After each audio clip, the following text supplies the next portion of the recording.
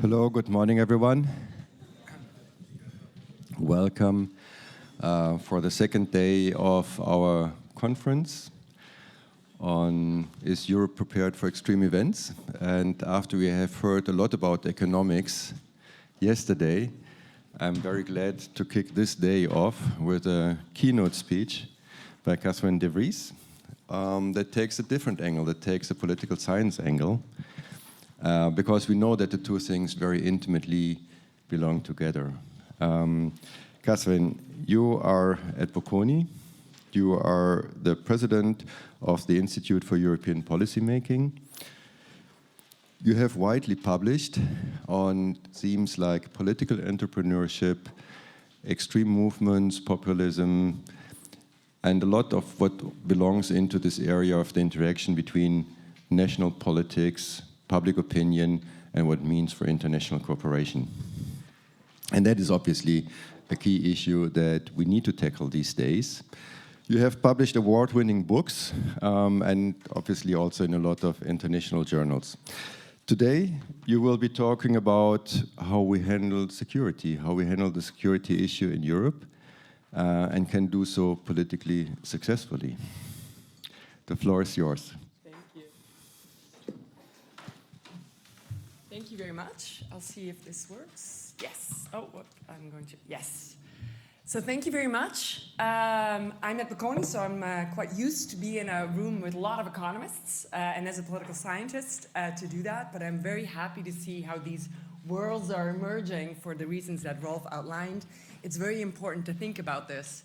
Marcus, I think, said yesterday that no idea is crazy anymore in economics. That should scare every political scientist because a lot of ideas were already crazy in politics. So we're going to see how that develops further. But I think in what Marcus talked about is actually very important because it talks about the European possible response to trade, because trade, as Rolf said yesterday in one of his interventions, is an exclusive competence of the European Union. But security isn't. So this is going to be part and parcel of a lot of those dynamics that I study, which is how domestic politics influences what happens at the European level and the reverse. And what I'm going to do is try to take you through thinking through a traditional mantra of Jean Monnet, which is that Europe is forced in crisis, but tell you that it might not be that easy as the mantra suggests. So I'm going to take this classical theme and try to think a little bit about what's going to happen, but it's very difficult, especially if indeed, coming back that an economist says it's difficult to predict. In politics, it's very difficult to predict things, as you know. I do some advisory work in terms of risk and assessment, and it's just very, very difficult to know. So what I'm going to try to do is to not tell you what the answer is going to be, and if we had that, we could short against all kinds of stocks, et cetera, and bonds. But what we're going to try to do is to help us think through what could possibly happen. So I want to give you some goalposts of the debate, and I'm going to focus on supply. So that is, in this case, the political parties and political entrepreneurs on a market, and demand, which are voters and the interactions between two of them.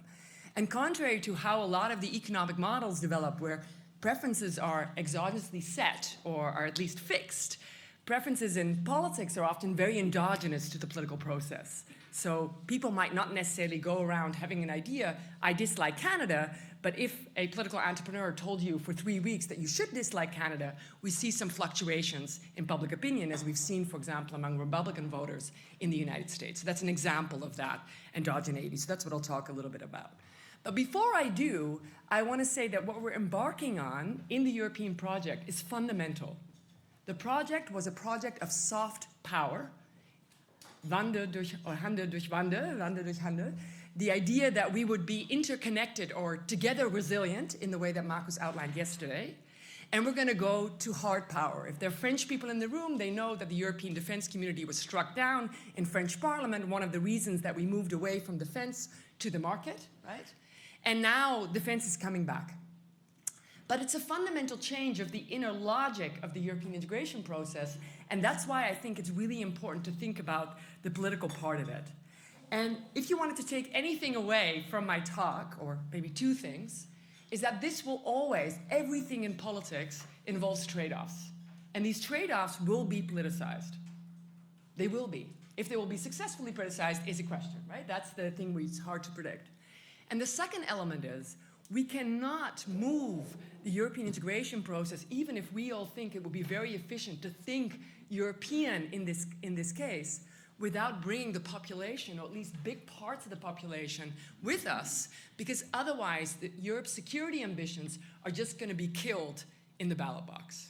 You think about the presidential election in France, you might think about other elections coming on.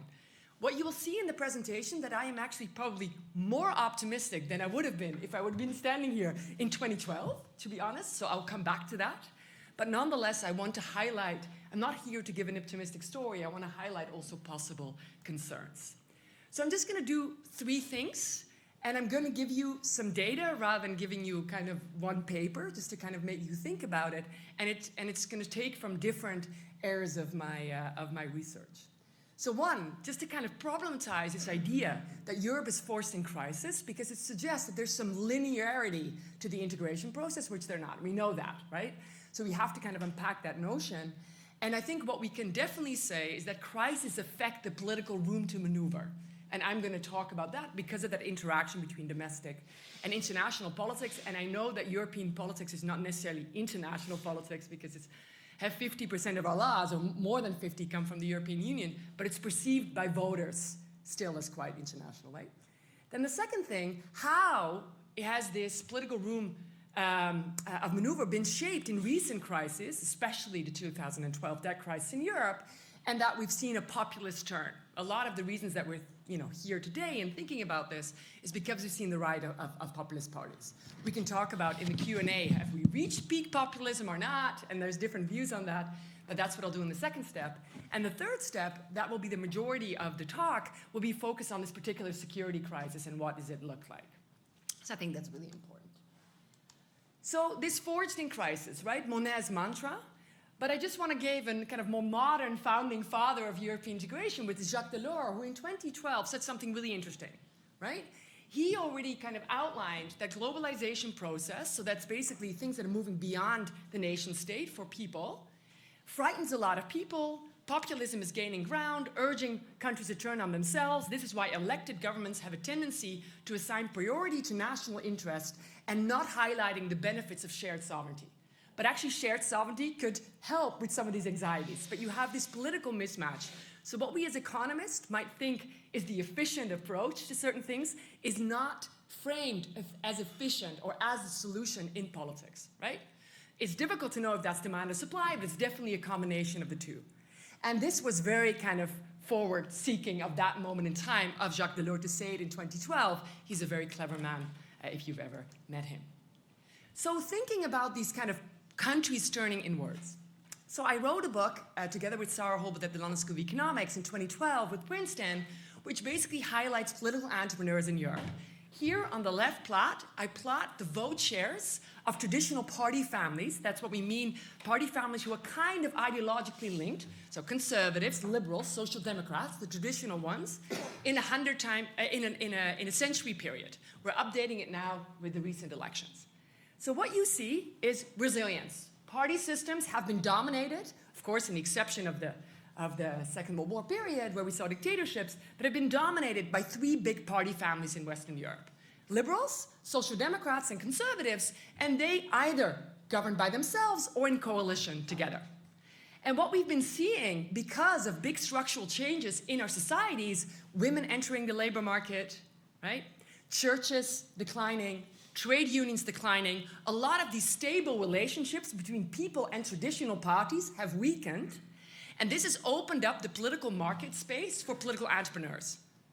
And these political entrepreneurs have come from different ideological leanings, but as you can see here, the light blue and the purple, so radical left and radical right, have been more pronounced or more successful in different waves.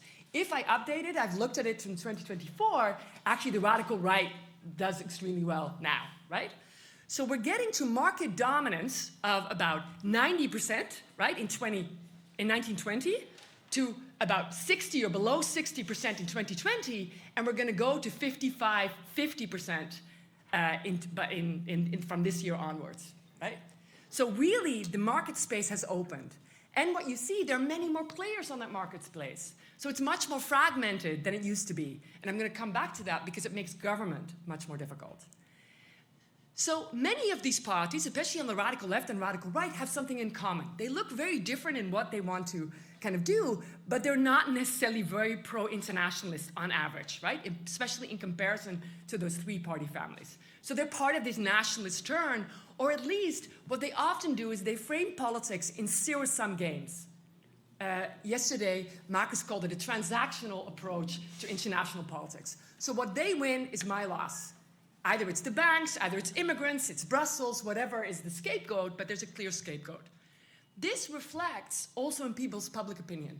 The very traditional idea of political scientists, it's a 1920 book by Walter Lippmann, a big professor in the US, who said, well, foreign policy is not interesting for people, right? Definitely, I would agree with that. Most people don't walk around thinking, oh, I should have this idea about Canada, this idea about the European Union. They're just thinking about bread and butter issues, the price of eggs in the United States, the price of maybe milk in Europe, right? But what these entrepreneurs do is they allow people to think through their issues and grievances and link this to certain scapegoats.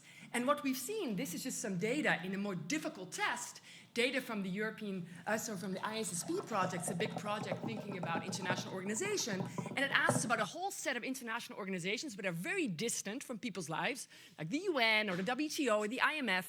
If they are in the interest of your government, what should a government do if they do something what's not in your interest? And what we've seen is that people are more and more, quote unquote, nationalist in this period. This is the lower bound, probably, because this is very difficult for people to see. If you ask this in the EU in a trade-off set, you actually get about 50-50. So some people say, well, no, we should do cooperative. 50% would say, no, we should go transactional, right? So this is affecting the public, even though they don't wake up thinking about this. But political parties are organizers for people. They organize belief systems that people don't necessarily have, right?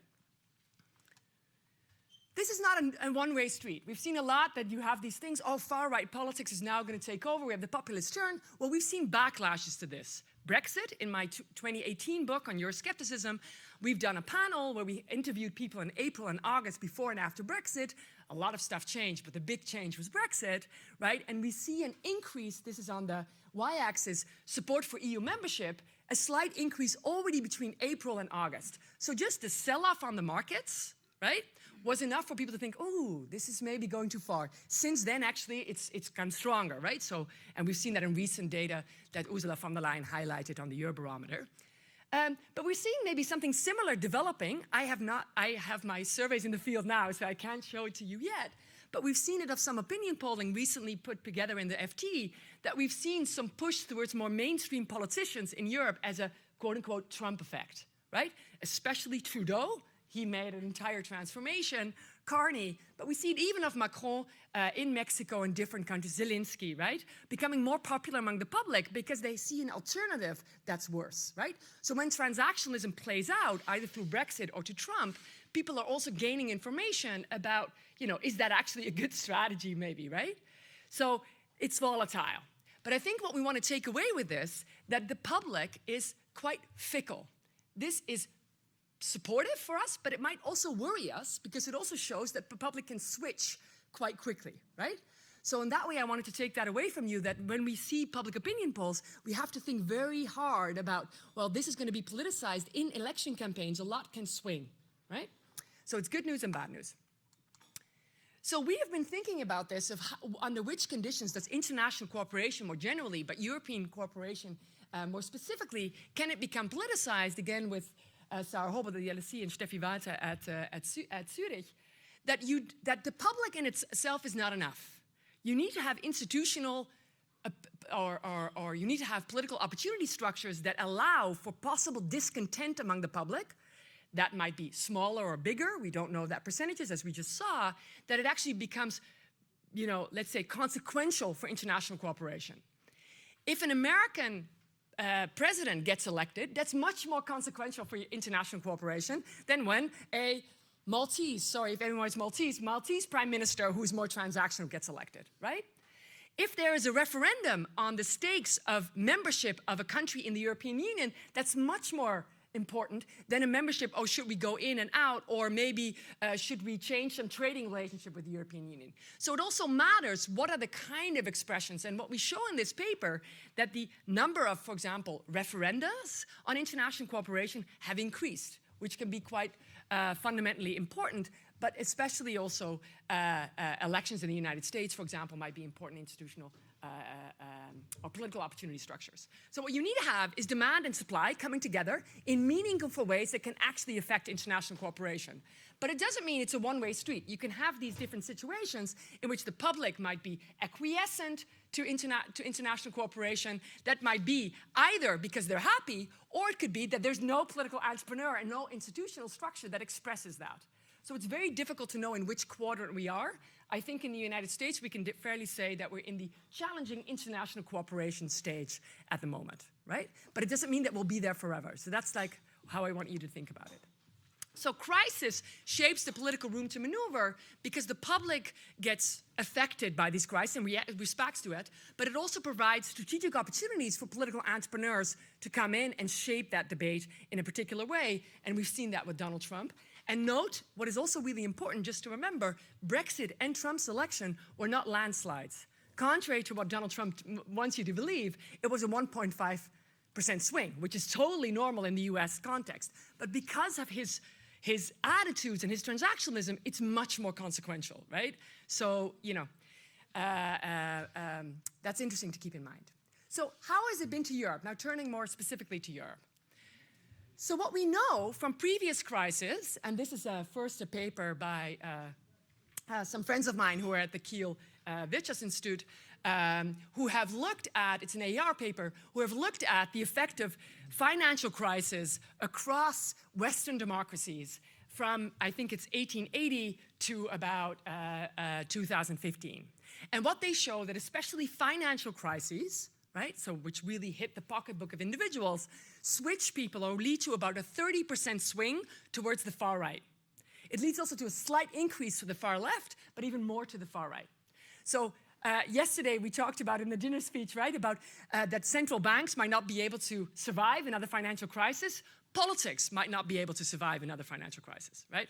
If we think about where far right parties are now, and they would get a swing on top of it, right? It maybe not 30% because they start at a different intercept, but like it's important to keep in mind. And why is this? This is because this is some work that I've done with Kevin Arsenault at Sciences Po. We have a set of batteries. We do it in focus groups. We do it in surveys where we ask people, what is important for you when you think about democracy? Note, you also get Russians saying that they care about democracy, right? Of course, because the idea of democracy is popular across the world. But it's not just the institutions. It's not just the intrinsic value of democracy, having checks and balances, having certain institutions, having the army not rule, right? But people also care about the instrumental value of democracy. So you cannot eat democracy, right? You cannot eat rights. You also have to be able to basically live well under democracy. And the problem actually for a lot of people is that, and a recent annual review paper in political science shows this, democracy have not necessarily in latest years been outperforming electoral illiberal regimes or electoral dictatorships. Think about a country like Singapore, right? You hear it a lot when you saw in focus groups, oh, but look at Singapore, right? Well, it's not a full-fledged, on the intrinsic side, right? On the right side, it's not an intrinsic democracy. So what I think has been very difficult, or what's made democracies very vulnerable, is because we have not been providing as much growth, right? As much maybe public services for people, so things that people see in their day-to-day lives. And that makes democracies vulnerable, because people care as much about the intrinsic, as you see here, right? So we're all in that upper quadrant. So caring about the intrinsic value, caring about the instrumental value, everyone is on the top. They care about both, right? So if the instrumental value is not high, people might question democracy in and of itself because it's not performing, right? So how does that then happen? Well, it happens to that supply side of political entrepreneurs. I showed you some of that graphs of who those political entrepreneurs are. What do? Is they mobilize issues, wedge issues, where they often mobilize it in a way that there is a group that is winning from this and a group that's losing from this, and who is losing is the people, right? Or are, and we've done a lot of LLM models, they are very good at making issues be zero-sum, right? And the idea that if you have more immigrants, it means that I'm not getting certain services because we have to pay for hospitals. Seeing Giovanni sitting here, Salvini in Italy is a primary example of that type of rhetoric. I cannot pay for your hospitals, or you have hospital waiting lists because I have to pay for the care of immigrants in my country. So it's very zero-sum. That's an example, right? That's what they do. But also what they do is they try to not only mobilize certain issues that are difficult for mainstream parties to capture, because those are not the traditional social democratic, conservative, and liberal issues, immigration, environment, and the EU, but they also are increasingly anti-establishment, so saying that those real attacks on mainstream parties not being able to deliver on these issues. So this is, for example, where we go through manifestos, capture this rhetoric that is anti-establishment, anti-system, or anti-elite. And what you see is that they're disproportionately higher in engaging that kind of rhetoric to people, right? So they're providing at least a possibility, if people would, if this would resonate in the public, to actually, move democracy in sides where we could be a bit more worried about how they approach that. So then of some of the work that I've done, and I'm not going to go through that in depth, I think it's not just a question of growth, right? It's not just a question of growth, because you see it in the US, in a high-growing environment, you see people moving to these parties, right?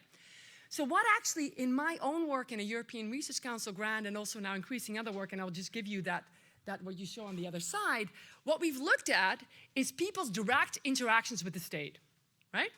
So what we've looked at is the extent to which people are happy about the public service delivery.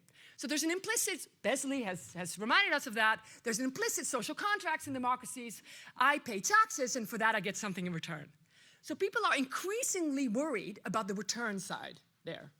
So this is where we use GP closures in the UK as an identification strategy. It's either because a GP dies or a GP is retiring. And this leads to the patients, the NHS is not opening new GP surgeries. So what it's doing is reallocating those patients to different surgeries. Those are GP practices.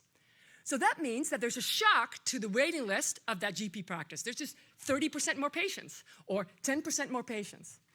And then what we do is we link this to administrative data of the patients who are in those surgeries and ask them about how happy they are about the delivery. So here we see first people saying that it's good, second people saying that it's very poor. So you see increases, of course, because it takes longer to get an appointment in the surgery.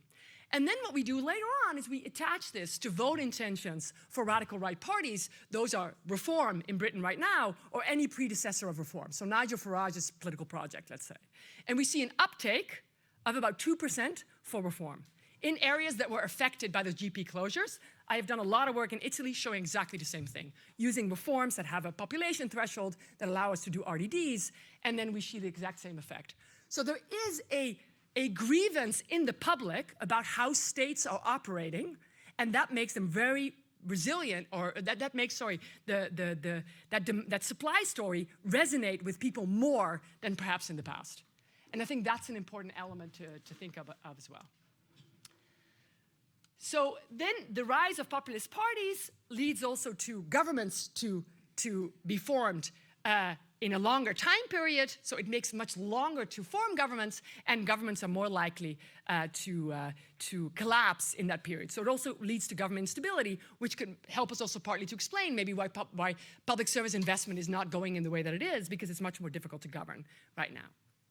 So then on the last part of the talk, I'm going to say, so this is kind of setting the scene, right? This is like, we're there, there's been a populist turn, crisis can have positive and negative effects on international cooperation, but in Europe we've seen like there's a breeding ground for populism already there, which pops up at different places, right? So now the last part is, how does the kind of security crisis come in? So I think, as was said yesterday, the response of the European public has been very positive on average. We, with the Bertelsmann Foundation, we've been tracking what we call Ukraine trends, support for sanctions against Russia, support for EU membership of Ukraine, support for weapons deliveries. This is high by anyone who studies public opinion in Europe. But so as you can see here, we started in March 2022, and we're at the end. This is at the end of 2024. We have in the field right now. But what do you see in terms of the trend? It's trending down. It's trending down. It's trending down. So the thing is that we have to be careful of what's happening. I want to say I have it in the field now. It might be trending up again because of Trump's latest activities, let's say, right? But we have to be very careful about saying that. I'll just skip this. So why is this important? Because what happens over time is that the trade-offs of security versus other things become clear. As I said, politics always involves trade-offs. So when you ask people in a slightly different way the same question, do you want the EU to become energy dependent? Do you want to deliver weapons to Ukraine if this would also increase price of X? Or if this would have this kind of economic consequence, support drops dramatically. Right? So if you set it up in a trade-off way, you see much more, that this is much more fickle, as I said before, than we think. That's why I'm a bit worried when von der Leyen says these big numbers, and I'm like, well, we have to be very careful about how those questions are asked, and it doesn't mean that this is now a huge turn in the public, because this can also turn again very quickly, as we've seen in previous periods. So public support for European security, despite the resilience that we've seen, could have economic costs, right? Because you can spend your euro only once, and it then could undermine the ability, in the way that Delors was thinking about it, the kind of project. Of course, this concern is mounting now because of the pivot of the US, because we have to spend way more than expected, probably, on European security and armament. So as a result, because of security, this economic link, and this breeding ground already of populism that's there before, we have to be very careful when we look at public opinion. So first is, how do we think about this security crisis? So the Kiel Institute has done this famous graph. It's taken from The Economist. So basically, trade support for Ukraine is a function of distance to Moscow. Right? So the closer you are to Moscow, the more you see this as a real threat, and Putin is a real threat. So therefore, you're willing also as a government to provide more aid. So here I plot you the same thing using Eurobarometer data, asking people about the concern they have about the Russia threat. This is also a function of distance to Moscow, right? Maybe less steep because it's public opinion, it's less neat, but we see this as the seeing Putin as the kind of, you know, the real threat perception decreases the further away from Moscow you come. I don't see if you follow German news. Yesterday, one of the opposition politicians was also saying that Germans might not fully understand the threat of Russia, right? I don't think you should say that to a Lithuanian or an Estonian. That's kind of the point, right?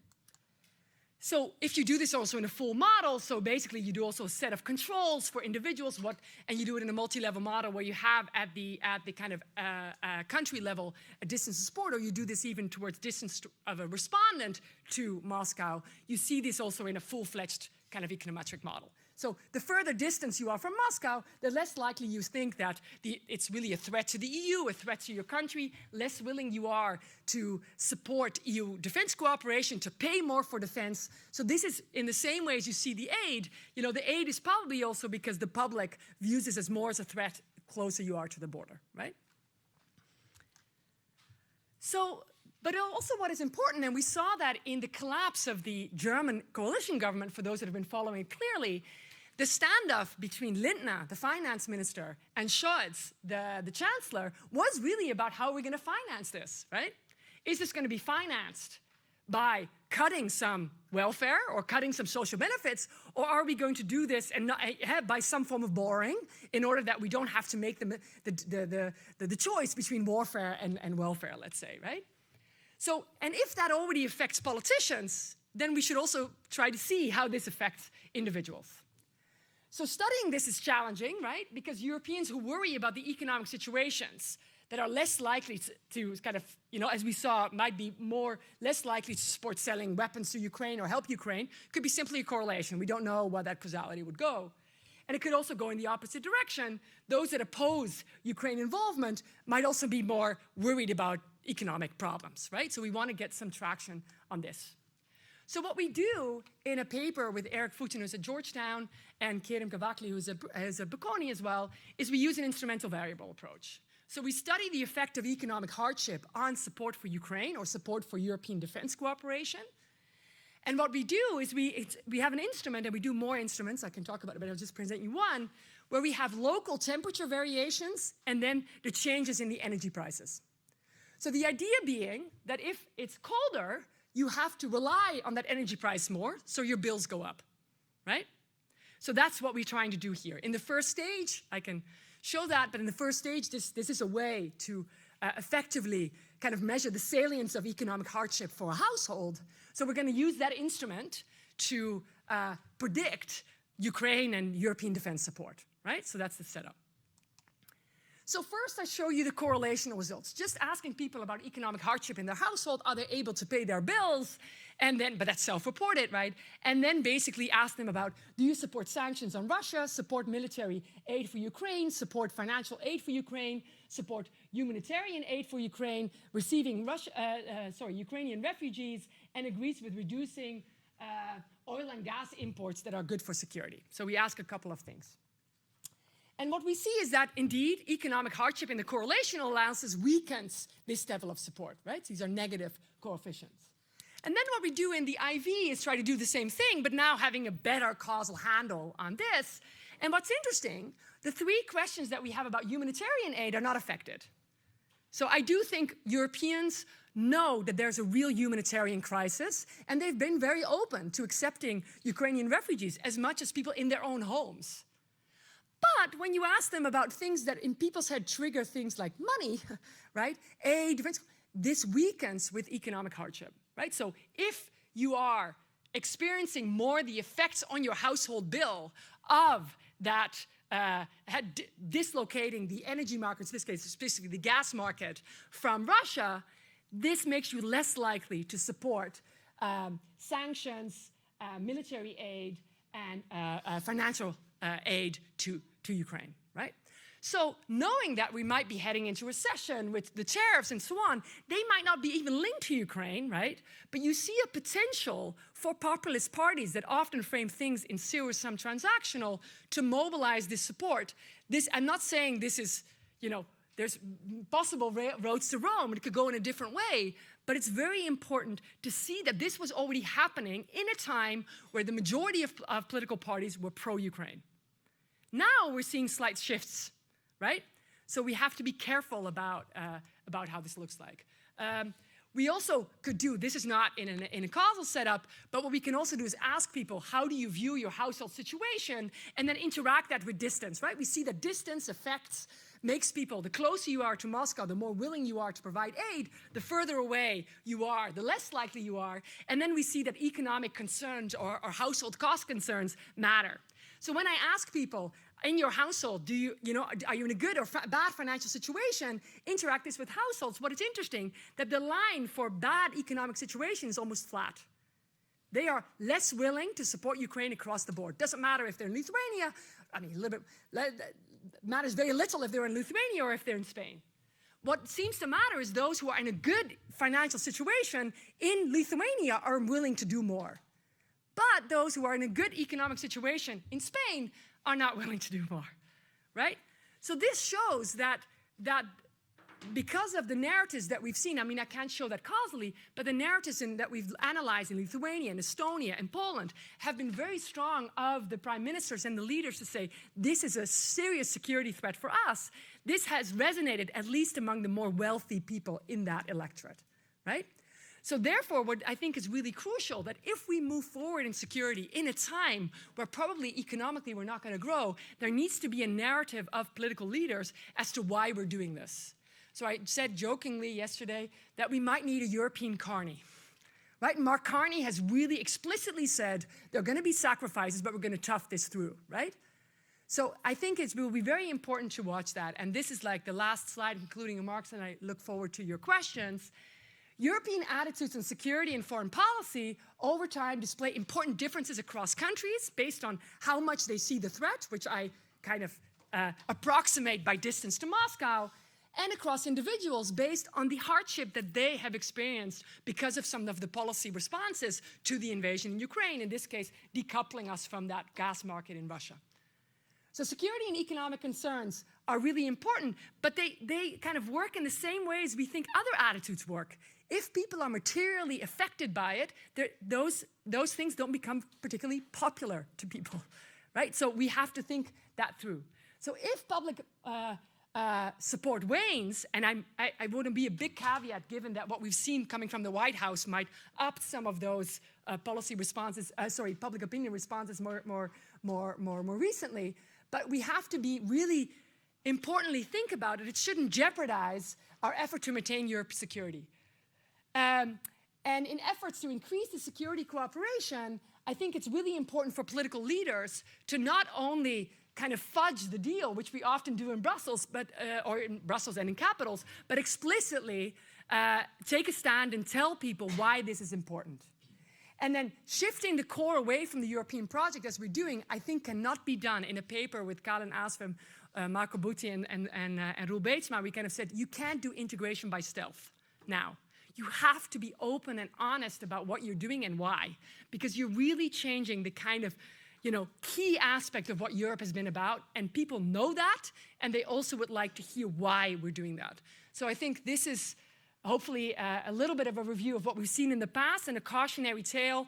I'm mildly optimistic, but I think we need to really be careful of also some of the fractures in public opinion that we're already seeing. Thank you very much.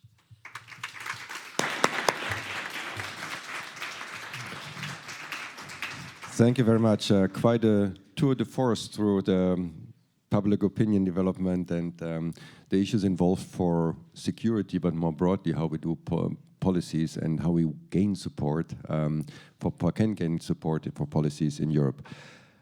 I will immediately open the floor for questions. I see over there, Pierre, and then Sean. So first over there, can you please bring the mic?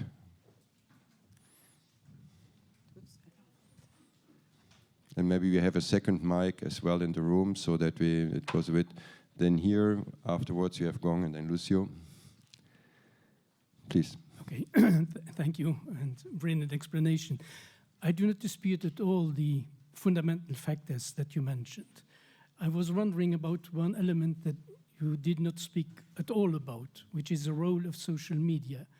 Is it just a coincidence that the role of social media rises in tandem with the role of populism? Or is it social media, are they a facilitating factor? Or are they perhaps even a causing factor given the manipulation which is ongoing in this social media? Do you want me to respond? Maybe because people are kind of collecting, and then we collect questions, so go ahead. Exactly. And then afterwards we do. So I think it's an important question. It's a very difficult question to study, right? So I will give you two elements where I think it is important. So the most convincing evidence that I've seen is a QJE paper by Sergei Guriev and others, where basically they look at the rollout of 3G, 4G, 5G, where you can get it really on your phone and social media is really there. And what they show is in that paper that what it doesn't necessarily lead to increases in populist parties necessarily, but it increases in people's distrust of government.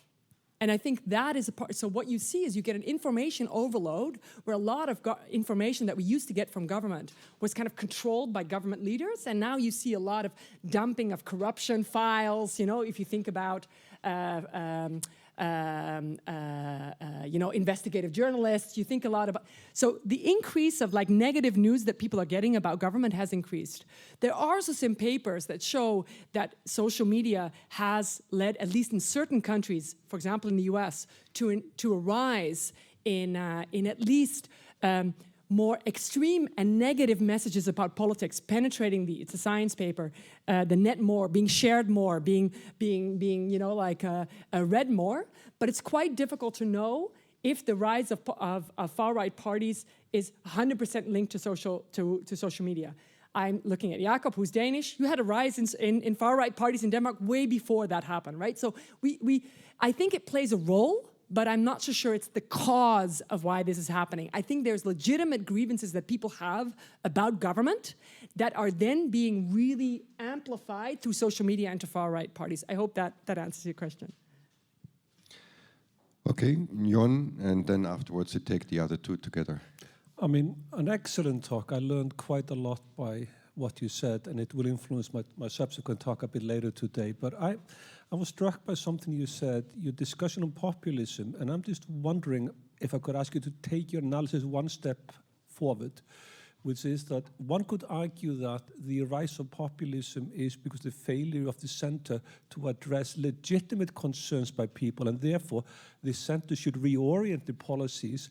Or one could alternatively say that the rise of populism is because of unreasonable whipping up of people by extremists, and therefore it becomes more of a PR or communication narrative. So which of the two do you fall in your analysis? Yeah.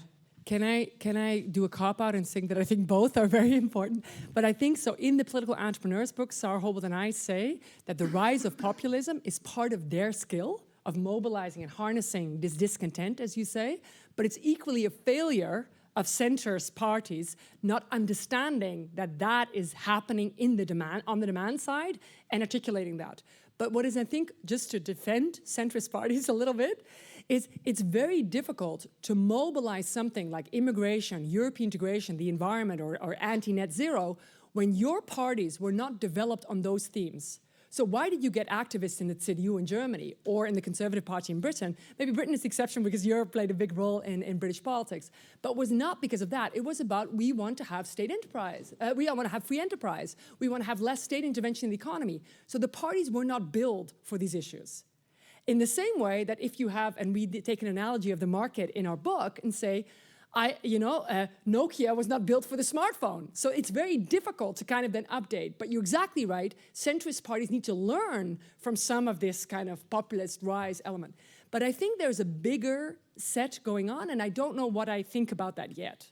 But in my work on how public service delivery, failure of public service delivery, or deteriorating quality of public services is a big factor in why people are legitimately concerned about government, about we get in the focus groups, why am I paying taxes, right? Why am I paying taxes when I get nothing for it in return, or when it takes ages for my kid to be in the emergency room, right?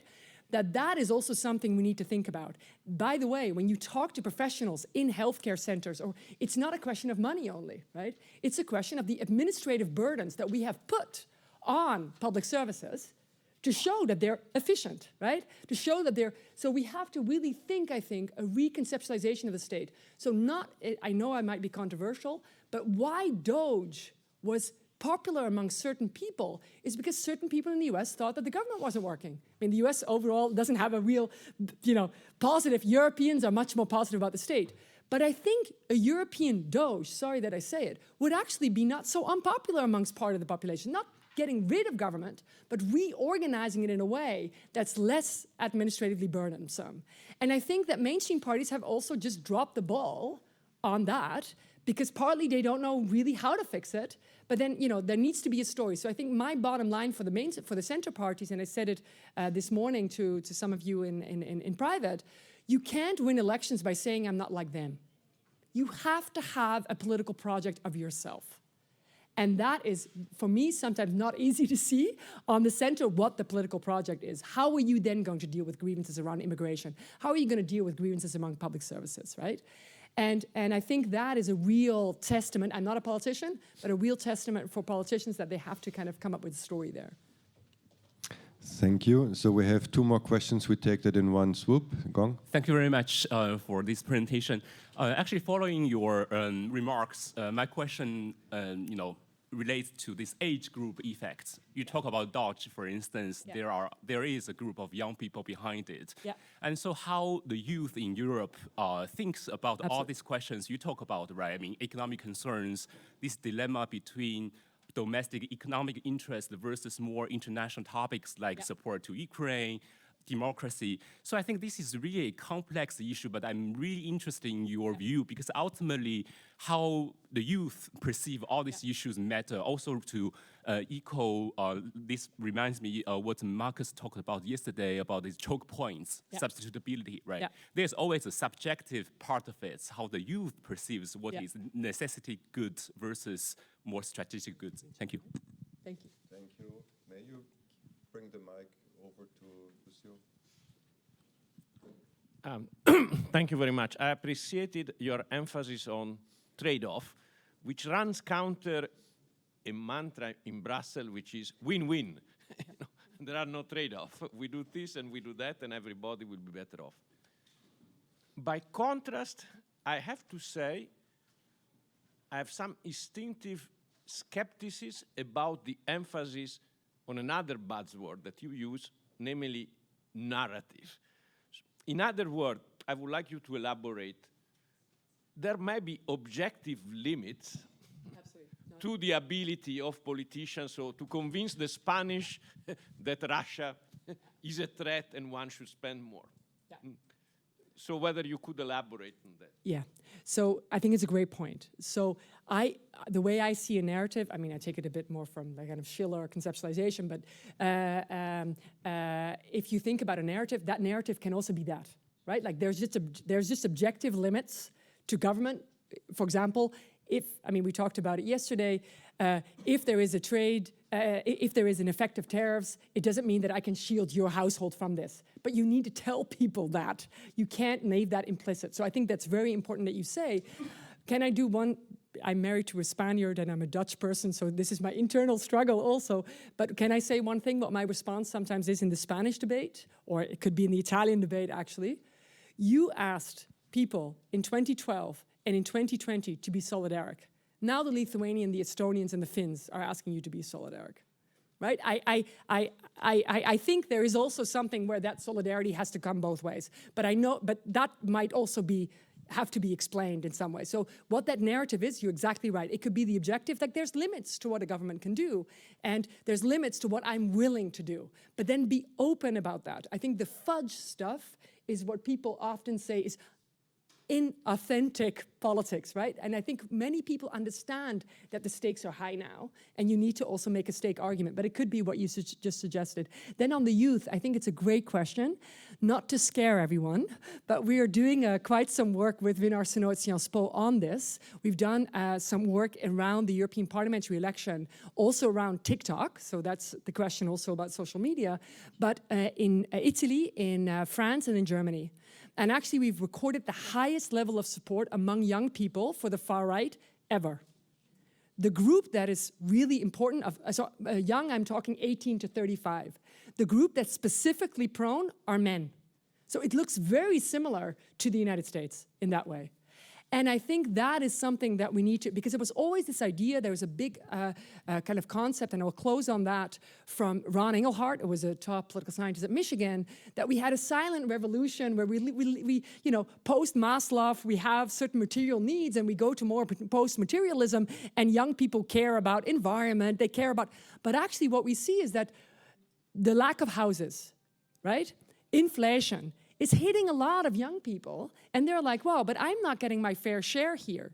And they actually, these especially among young, lower educated men, the far-right messages really resonate. But there's a huge gender gap there. And the gender gap is highest between highly educated women, who are your very progressive voters, and lower educated men. But that looks very similar to what we saw in the United States in the last election in 2024. Catherine, thank you very much. I think Jon was right in saying we all learned a lot. I learned a lot. So the political marketplace has changed. We will not get rid of extreme parties in Europe. We have no hope for that. But we also have learned that there is quite a significant amount of swing voters, public opinion swings. And the task is to convince people. I mean, Jean-Claude Juncker once famously said, we know how to do reforms, but we don't know how to win elections afterwards. So we want Mark Carney to prove him wrong. But for Mark Carney to do that, he needs a credible narrative. And then that is what eventually can hopefully win the day. And I must say, I very much believe in what you said, is it's also the role of politicians to sometimes lengthen the time horizon of how people look at it. Thank you very much. A great presentation, great discussion. Thank you for the questions. Now, I would like to ask the panel come up, and we will we'll talk about geopolitics and extreme geopolitical risks.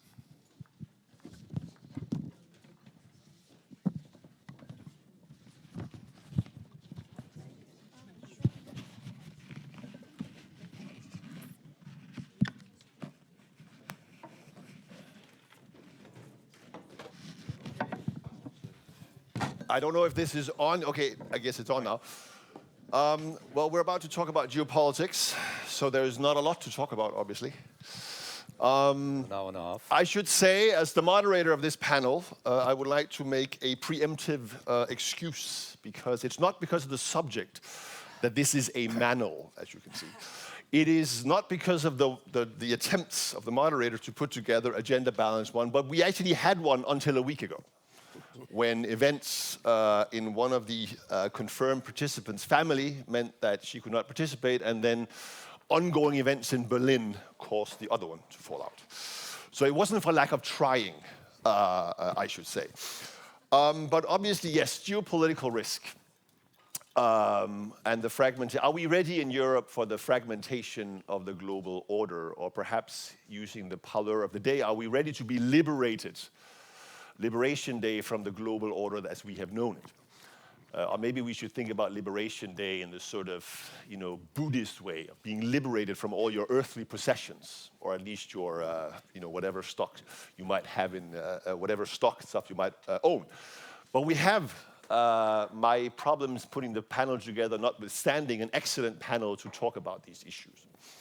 Immediately, we will start with Professor Harold James, who is a professor of history and international affairs at the University of Princeton, who, apart from being arguably the world's leading historian on the history of the euro and European economic integration, you also write horror stories. The history of Deutsche Bank, among other things. You have been well preceded to Trump era. You've written about family capitalism, which is certainly a way to understand what we go through right now. And then you are, and I was quite surprised to discover that, you're probably the most bipartisan writer in German economic history, having received both the Helmut Schmidt and Ludwig Erhard Prize for writing in German economic history. We have Ignacio Garcia Balcero, who is probably, I think it's fair to say, Europe's historically most accomplished, or at least one of them, international trade negotiator. He's has a very long, distinguished career at the European Commission, going all the way back to the good old days of globalization, Uruguay round, the founding of the WTO. Noticeable victories, chief negotiator of the EU-Korea FTA. You reached for the sun. You were a bit like Icarus. You tried the impossible in trade, negotiating EU-India. You don't do that without, And then, of course, last but not least in this day and age, you were also the chief EU negotiator for the TTIP negotiation. So you saved us the blush of having a deal that was then summarily ignored less than a decade after it could have been signed. And then finally, of course, we have Klaus Regling, who really doesn't need any introduction in this building, obviously, which I noticed as you were escorted by the security guards directly around the security check here. But Klaus, you also have a long, distinguished career spanning the German Ministry of Finance, where you undoubtedly laid the secret seeds of the most recent events in German fiscal policy in the last couple of weeks. At least for the turn. Exactly. Director General of DG ECFIN. And then, of course, as the first managing director of the ESM, and there really isn't anybody better scheduled to, or sort of able to talk about, when governments do stupid things, really eventually bad things happen. And in light of what we have just had announced in Washington, D.C., there might be some lessons there to be learned. I have asked everyone to talk for about 10 to 12 minutes, so we should have plenty of time for questions from all you in the audience. And we will proceed as we sit. So, Harold. Well, thank you very much, Jakob. Thank you for the organizers for inviting me to this.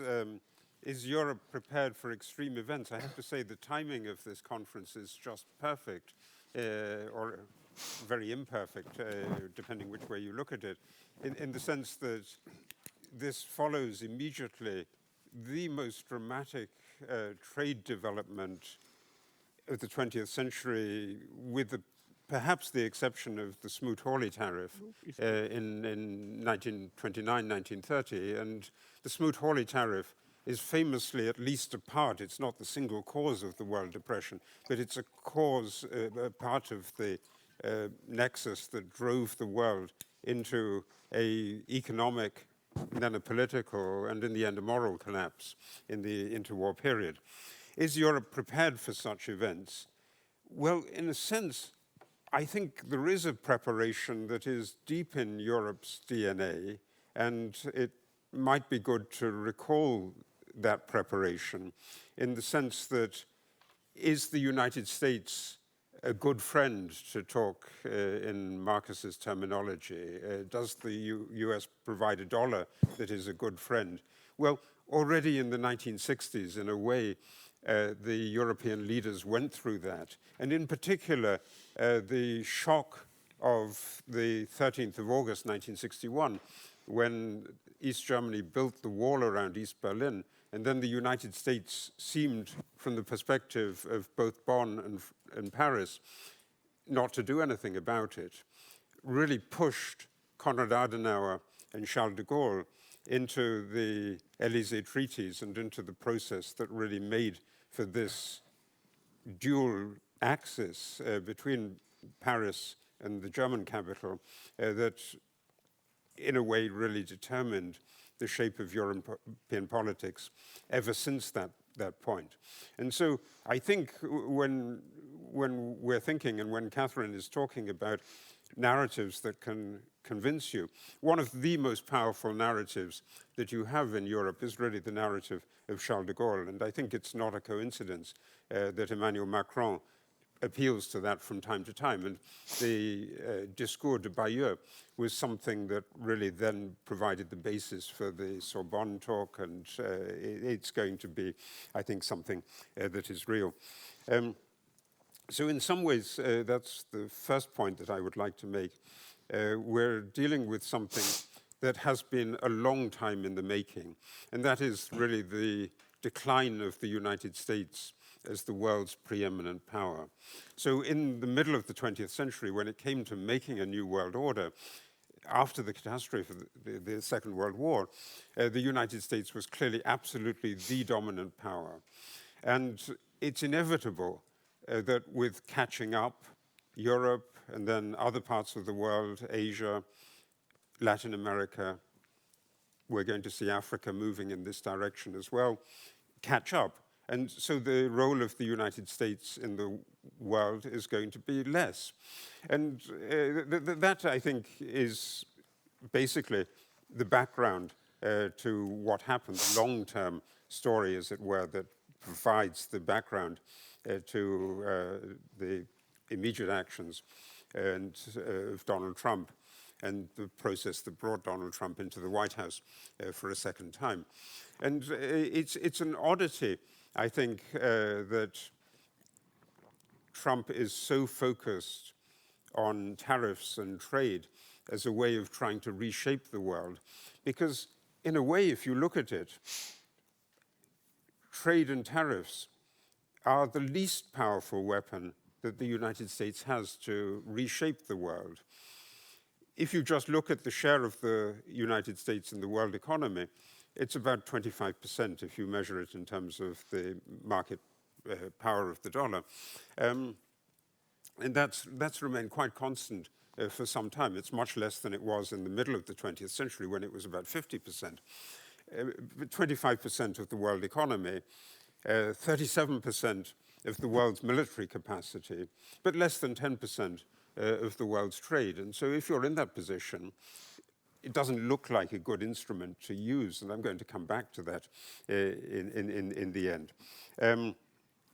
So other countries are inevitably going to catch up. And I remember one of the favorite prophecies that somebody made, an economist made, was Robert Mundel's prediction at the end of the 1960s that he gave a speech in Geneva just in the moments when the Bretton Woods system was collapsing. And he said he believed that the Soviet Union would disintegrate, that Europe would get a single currency, and that the US dollar would remain the preeminent currency of the world for his lifetime. And those were brilliant predictions. But Robert Mundell sadly passed away a couple of years ago, and we're reaching the end of that period. And Marcus talked about that also very nicely yesterday. So the consequence of that long story of American decline is what replaces it, a kind of multilateralism maybe, but what sort of multilateralism? And there's a lot of discussion about whether the world is splitting up into blocks. And if that were the case, it would be very frightening, because that was indeed the world of the 1930s, when there was a French Empire and a British Empire and a greater East Asian co-prosperity sphere around Japan, and the Nazi New Order in Europe, and the United States in the Western Hemisphere. That was actually 6 great blocks. But actually, it seems to me that we're not really in a situation of having blocks at the moment. What the United States is doing is exactly the opposite of a bloc. It's not being a good neighbor to Canada and to Mexico. The immediate neighborhood of the United States is the one that's most immediately affected by the tariffs, and Canada and Mexico are going to have a terrible time as a result of these measures. So the United States traditionally was good at alliances, and that was the fundament of the post-war order. But the new American position is not good at alliances, and it's not good at blocs. Russia and China are not good at blocs either. So the only place that is really good in terms of its relationship is Europe. Europe does that very well. In that sense, I think we're going to be in a situation where we have multiple poles, but the smaller countries will play off those poles against each other and will want to avoid being committed to one side or another. I think you can see it very, very strikingly in cases like Vietnam, where Vietnam has been trying for a long time to get out of the shadow of China, and it's just had a massive pushback from the United States. So smaller countries are still, I think, going to try to play this role that was described in quite a lot of the recent literature as a connector role. China and the United States in a position of rivalry, and countries like Vietnam or Mexico playing the role of connectors or intermediaries. So that, I think, is the background to this long-term story.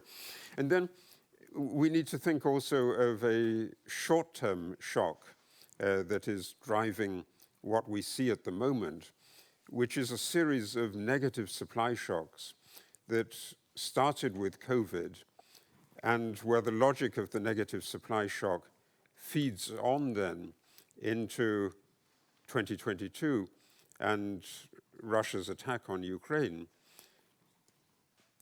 In some ways, they're connected, I think, in the sense that what 2020 and the COVID shock showed was that it's very, very critical if you sit on the top of supply chains, if you hold these choke points. And so if you then thought you were a big energy provider, you could really then use that energy dependence to get other countries to do what you wanted them to do. And so when Russia was preparing for this, what it thought was a quick operation in February 2022, it thought that that energy dependence would make the world agree to what Russia was going to do, decapitate the Ukrainian government. It didn't turn out like that. But that kind of rationale is still there. And the story of pushing for the control of critical resources, critical minerals, rare earths, gallium, germanium, that story is going to be with us for some time. So countries are going to try to control these critical resources.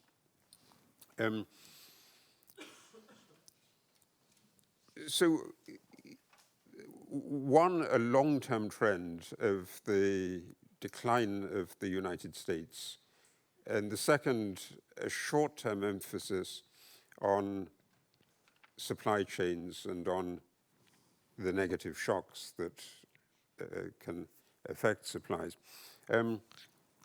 Where's the linkage of these?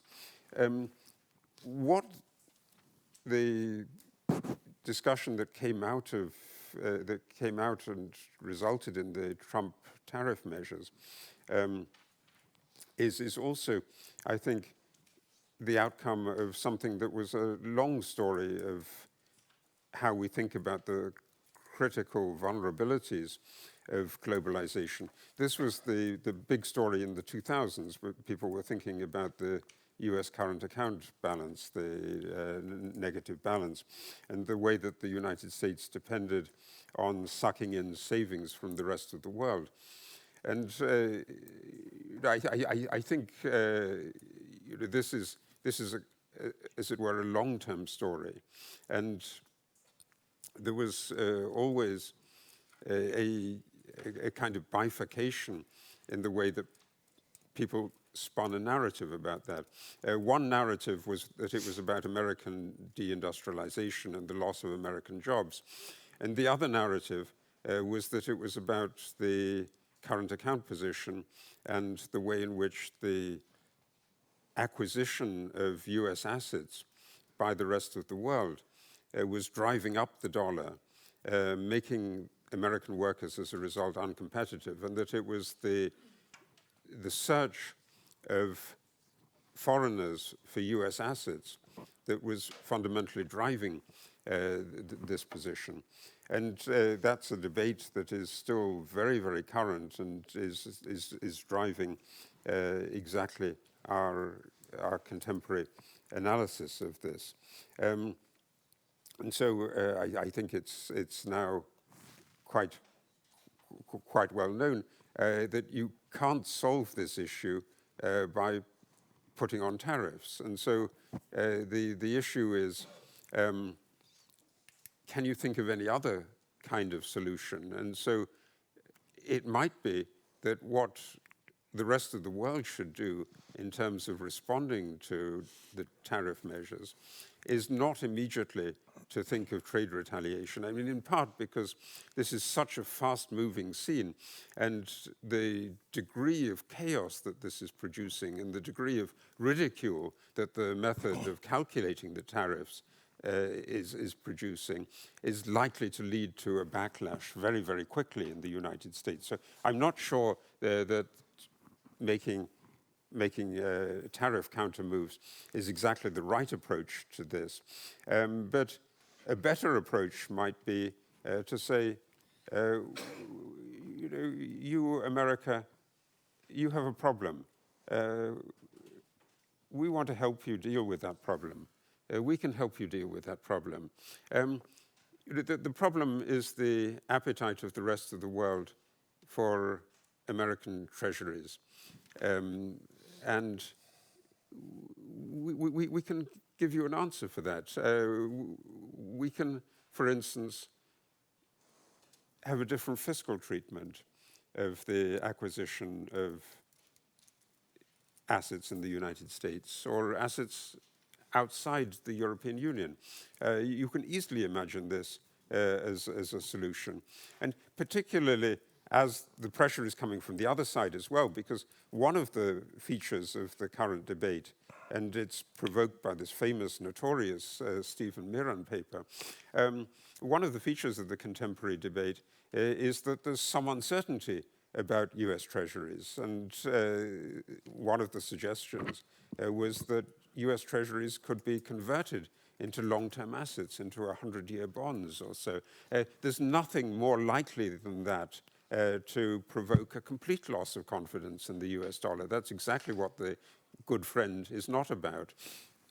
So, what's the European response? Well, you say preemptively, let's think about this, and let's treat investment revenue from non-EU sources as different from investment revenue in the European Union. And so you think, instead of doing a trade reaction, think of how you can have a fiscal reaction, a tax reaction to the problem of capital movements. This, I think, would be the genuine sense of saying, we're really going to help you solve this problem. And so if you think of the possible EU responses, and I think a lot of it is familiar, it's already there in the discussion, it's been there in the discussion for some time, move forward with the capital market union. I mean, that's been a theme. Mario Draghi has been pushing that from when he started in the ECB. Effective deregulation, making Europe more competitive. That's also a theme that was familiar before this recent shock. But I think the urgency of this recent shock gives you a precise momentum in order to really push those already existing processes and the rationale for them, which I believe lies deep in the DNA of Europe. So this is an ideal moment. So if you think of what... Harold, I think we're coming to... Yeah, I'm just about to wrap up on this. So if you think of what MAGA is about, it seems to me that MAGA is not about making America great again. It's about a disruption that is making America poorer once more. So it's accelerating the process of decline. It's, as it were, some people say with the tariff measures, America's shot itself in the foot. In some ways, you could say America's shot itself in the head. But what MAGA is really doing, I think it can be transliterated into mega, it's making Europe great again. It will make other parts of the world great again. It will make China great again, but it will make Europe great again. And so please, that's the bottom line of this, Jakob. That's my closing moment, that please think that MAGA really means mega. Well, thank you, Harold. It's great to have a panelist finishing on a positive note on this particular issue. Yeah. And I think it's also fair to say that Harold kind of gave you the ball, Ignacio, by suggesting that maybe we shouldn't do trade retaliation, but something else in response. Well, so you can do intelligent retaliation and something else. But I would like to start by going a little bit deeper in terms of what are the implications and the impacts of the decisions that were taken by the United States the 2nd of April. I refuse to call it Liberation Day. I then will go into the European Union responses. And if there's time, I would say one or two words about what all this means for the multilateral trading regime, but I know that Klaus is going to go a little bit more into that matter. Now, the first point which I would like to make is that I think that what the United States did the 2nd of April, I mean, it needs to be verified, but it's likely to be the largest tax increase in modern US history.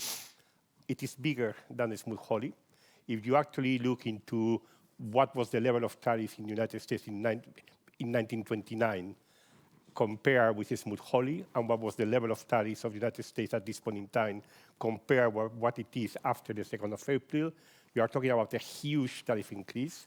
According to some calculations, the average tariff in the United States now is around 28%, which is higher than the Smoot-Hawley. The Smoot-Hawley was around 20%. So this is huge in terms of economic terms. And of course, it's happening at a time when the world economy was more integrated than it was in the 30s.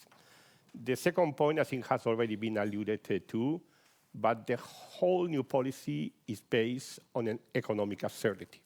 I mean, these reciprocal tariffs have nothing to do with reciprocity, have basically to do with whenever a country has, whenever the United States has a trade deficit in goods with a country, that must be due to unfair trading practice. There's nothing else which impacts on the deficit. It's because of unfair trading practices. Let's calculate a tariff that would eliminate the deficit, and that is the reciprocal tariff that we would apply to that particular country. You apply a very simple formula. In the numerator, you actually had the deficit that country A has, the deficit the United States has with country A. In the denominator, you actually have total exports of country A. That gives you a number. That number is the tariff. And because the United States is generous, that number is cut down by 2.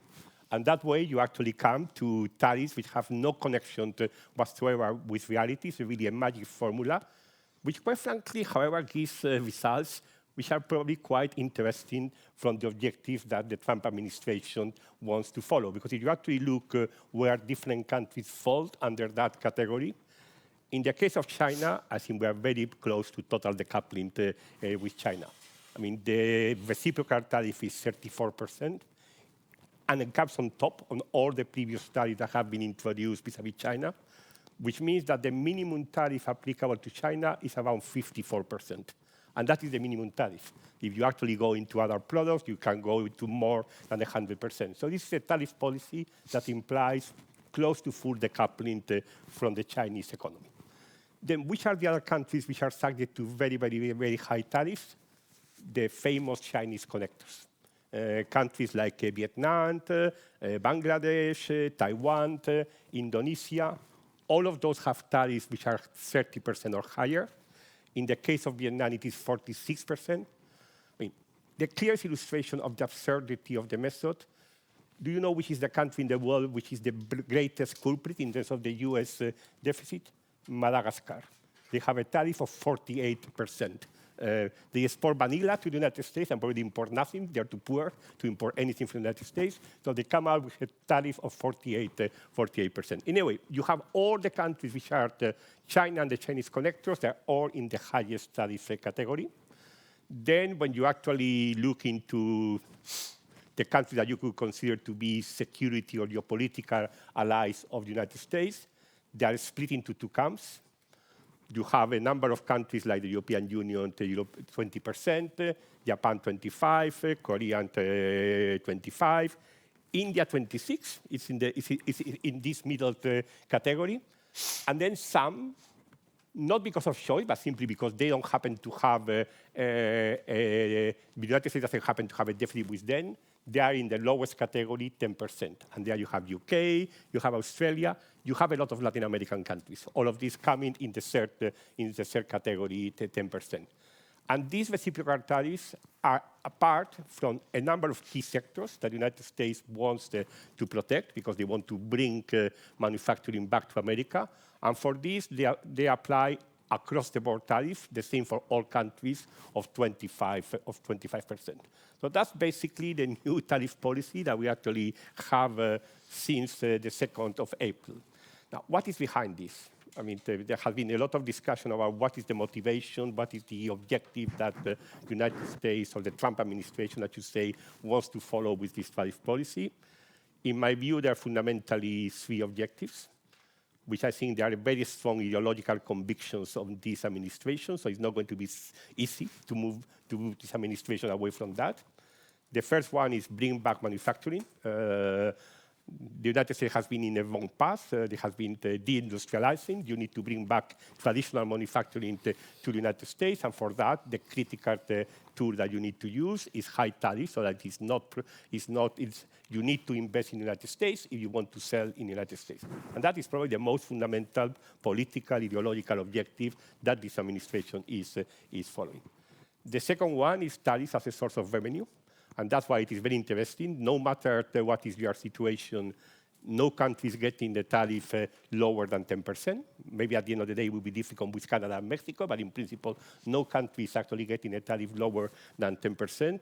Why? Because the administration would like to go to Congress when they are discussing the tax bill to say, part of these tax cuts are going to be compensated by tariff increases, which are stable. We are not intending to lower tariffs from third countries, in any case, below this 10% minimum. And then what is the rest for? It's leverage. It's just a way of trying to negotiate with countries, trying to obtain ways of extracting concessions. Say, well, I have applied to you a tariff of 46%, but if you give me A, B, C, and D, maybe I can bring it down to 30%. And that's the use of tariffs as a sort of leverage. I wish I was as optimistic about this policy being something that could somehow change in the short term. I am not very optimistic, although it is true that there's going to be the reaction of the markets, and one has to see how the reaction of the markets evolve. There are beginning to be some grumblings in Congress. Some Republican senators are beginning to express unhappiness about this policy. There was even a vote in the Senate criticizing the determination that Canada was a national emergency crisis for the United States.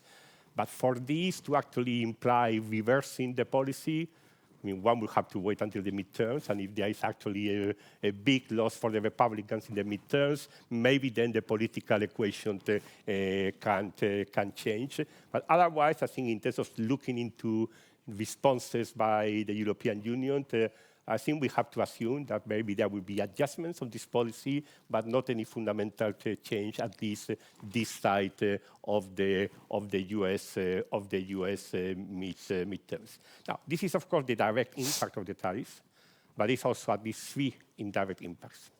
One is retaliation. Now, retaliation at this point in time has been applied by Canada and China. I mean, I think it's very clear that the European Union would start by retaliating on steel and aluminium. That's something that will be decided by the Council next Monday. And then it will have to deliberate about the next steps.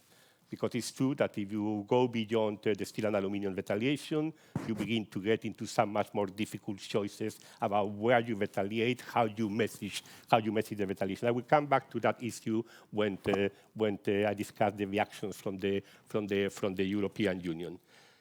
But a general point on retaliation. I mean, everyone knows that retaliation has to be intelligent because otherwise you are shooting yourself in the foot.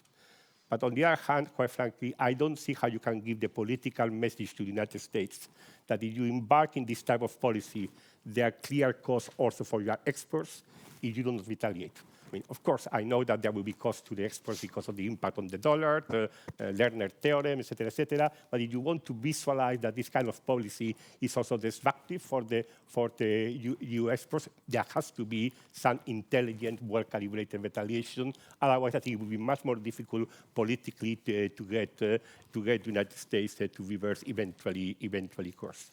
Now, a second type of impact is trade deflection. I mean, obviously, when tariffs in the United States are increasing to these huge levels that are almost prohibitive vis-a-vis China, Vietnam, that stuff is going to go somewhere else.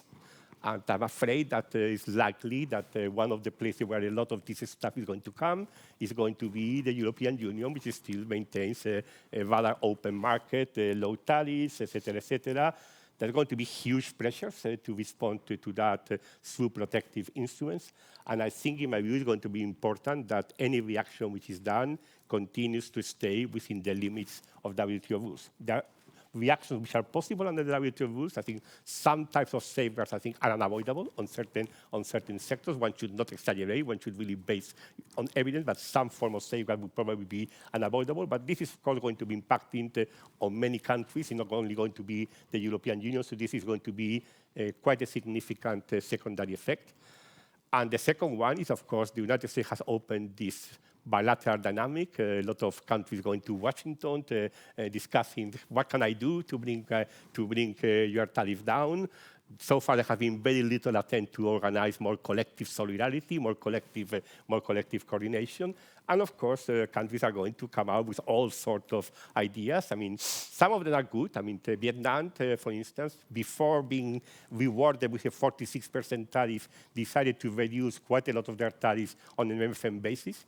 They didn't win anything because of that, but they did it. Maybe now they will go to Washington and say, listen, we did it. Can you bring it down below 46%? But, for instance, I think yesterday, Israel, that was shocked because they have received a 17% tariff. They have already decided to reduce or even eliminate, I don't know, all the Israeli tariffs vis-a-vis the United States on a non-preferential basis. Now, there's a free trade agreement between Israel and the United States, so they may be able to justify it, that this is because of the Israel-US FTA, so maybe it's not so dangerous, but I mean, it's a concern if countries now begin to make discriminatory, WTO inconsistent concessions just to try to get something from the United States in return. So those are the three types of indirect impacts. Now, about the European Union response, I think, in my view, President von der Leyen made a really good statement before the European Parliament the day before the announcements of the tariff, but he basically talked about a response that had 3 components attached to it. The first one being the willingness to negotiate with the United States, but to do it from a position of strength, and therefore readiness to retaliate if necessary. And I will come a little bit more into the challenges of retaliation. The second one was, of course, intensifying our trade negotiations with third countries. 2 minutes, okay. And the third one was doubling down on the single market. And of course, the second and the third one are classical win-wins. Everyone agrees that this would be wonderful to do it if you could use the situation to generate that dynamic. Retaliation, in my view, is going to be necessary, but it's actually going to be, you need to be quite intelligent. Going beyond simply retaliation according to the traditional playbook to more products that you will be targeting to increase tariffs, that will be necessary to a certain extent, but you will certainly very quickly reach the limit about what you're going to do. And that's what I think you're going to be looking into other forms of retaliation. Some of the critical issues: can you retaliate on services? Can you devise intelligent retaliation on financial services, on digital services? Can you exclude American goods from public procurement bids in the European Union? So I think this is something that I'm sure there is going to be some reflection about. Retaliation, which has a relatively limited economic impact on the EU, but is politically and economically impactful in the United States, and that would inevitably mean going beyond retaliation on the tariffs. Just very quickly on the multilateral system, I think there are three scenarios. The first one has 0% possibilities, which is a US-led anti-China alliance. I mean, if one sees the way that the US has been behaving and the way that the United States has in the world economy, the feasibility of that scenario is 0, basically. The second scenario, can you actually have a reformed multilateral trading system which includes China, but which does not include the United States? Difficult, unless you could somehow create the pressure or the motivation on China to reform its economy in a manner that it becomes much more open to trade for those countries that stay within that multilateral system, where there is a possibility of getting China to move in that direction in the context of a geopolitical conflict, very acute with the United States, a policy of decoupling, who knows? But I don't think the perspective is very high, but it's a scenario. And the third scenario is preparing the ground for a day when hopefully the United States would come back to its senses, not to become the United States of the past. That would never happen, but it would be possible to engage the United States, to engage China and other countries in a rather big exercise of reform on trade, which probably also implied looking into the issue of imbalances. So in that context, it would be not only trade, it would also be the issue of imbalances. But quite frankly, I don't see that really happening during the Trump administration. You can prepare the ground, but not during the Trump administration. And I agree that in principle, it would be very good if the European Union, and that was the issue that was not mentioned by President von der Leyen, was also ready to invest political resources in creating the coalition that would be necessary to make those reforms possible by establishing already now alliance with countries that share a similar perspective. So, yeah. Thank you, Ignacio. So, Klaus, Obama used to say, stop doing stupid things, right? So what do we do when other people, other countries, especially one specific country, do stupid things to the global order and the world we thought we lived in? Well, Europe sometimes also does stupid things, so we may be in good company, but let's try to be a bit better. There are many risks we could cover, but we can only do so much in an hour and a half, so we have to be selective. For instance, nobody has talked about what the war in Ukraine means, and if the war moves further west. I will also not talk about that, but that, of course, would have tremendous economic implications. I decided to talk more about institutional and non-economic risks, which, of course, can have economic implications. I want to talk about 3 topics. The future of multilateralism, picking up where Ignacio left it. the future of the EU, and the future of democracy. And that will touch on what Catherine said earlier this morning. Future of multilateralism. The end of multilateralism, as we know it, obviously poses a major risk for Europe. Multilateralism, as we know it, was basically designed and supervised for a long time by the United States, and it contributed greatly to wealth globally, the reduction of poverty during the last 80 years.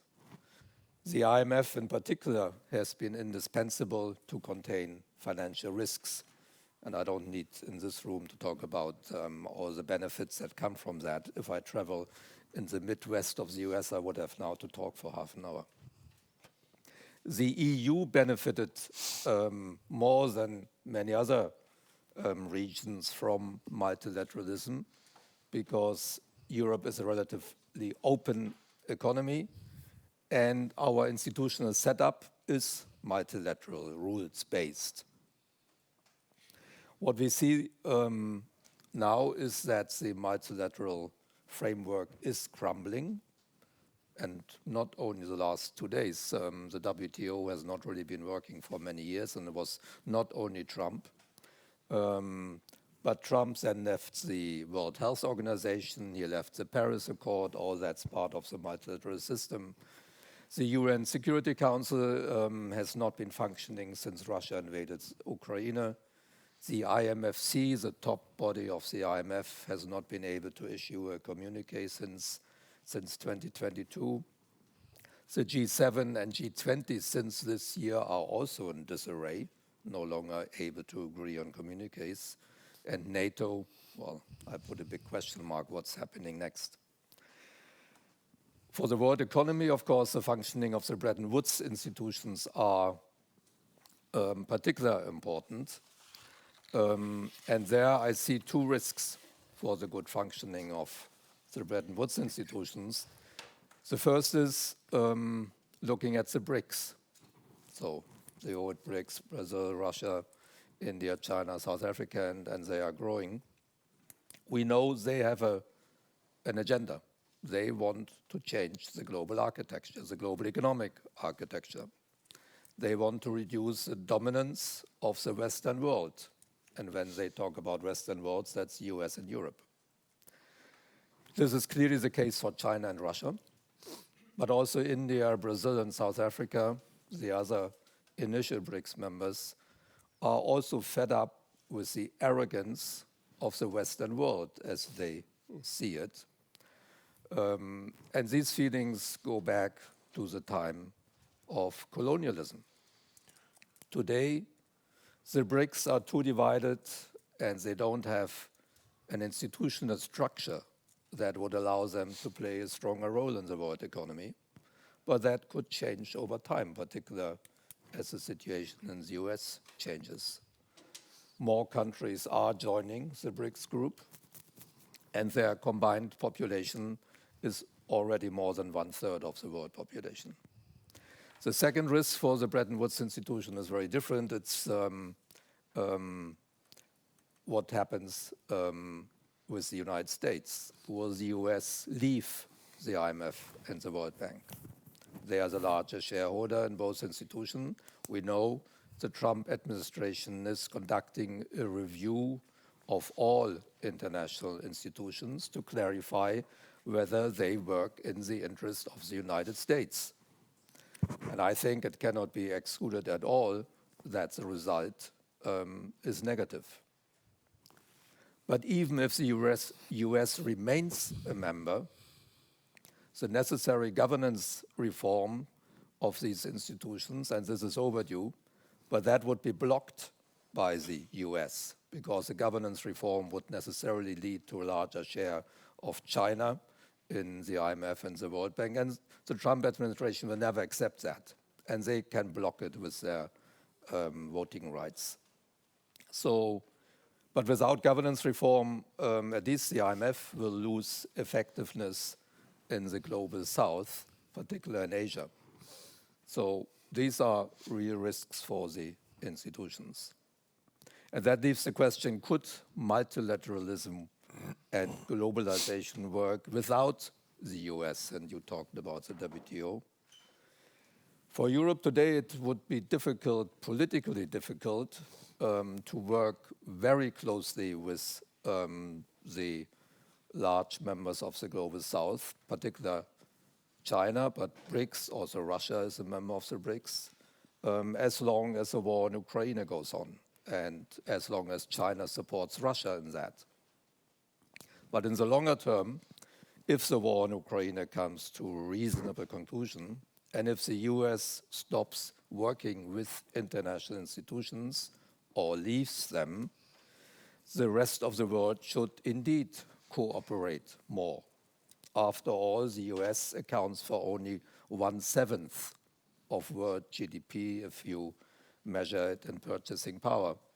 If it's at market rates, it's still one quarter, but at purchasing power, it's only 1/7. On the economic front, Europe, which after all is the largest economic entity, the EU, could take the lead and deepen economic relations with major emerging economies, for instance, through more comprehensive trade agreements. And some of that we see happening like in Mercosur and the recent visit of the Commission in India. And as a consequence, world trade could actually take off again. Jim O'Neill, who invented the term BRICS, wrote a few weeks ago that if that happens, world trade could explode without the US. So not all news is bad. But could ultimately new institutions be designed to replace the WTO, IMF, World Bank without the US? Theoretically possible, not easy, technically difficult, legally difficult, but not impossible. If Trump is succeeded by somebody like Vance who follows the same policy, maybe that's something one needs to look at. And then Europe should take the lead because Europe, the EU, has this experience of a rules-based system more than anybody else. But it would be very important to respect the feelings of the Global South. I talked about the arrogance that they complain about, and I hear that when I travel in these countries. It has been long-standing, but now it comes out more. But Europe should be able to deal with that. I also have to say in this building, if all this fails and is too complicated, the second best alternative would be a stronger role for regional financial arrangements. I had to say that. My second point, very briefly, the future of the EU, and of course one could cover many points. I only want to highlight one point, the tension in the longer run between the size of the EU and its decision-making process. And if this tension is not resolved, the future of the EU is at risk. I'm sure the EU will continue, or it's very likely that the EU will continue to grow over the next 1 or 2 decades to perhaps 35 countries, including the Ukraine.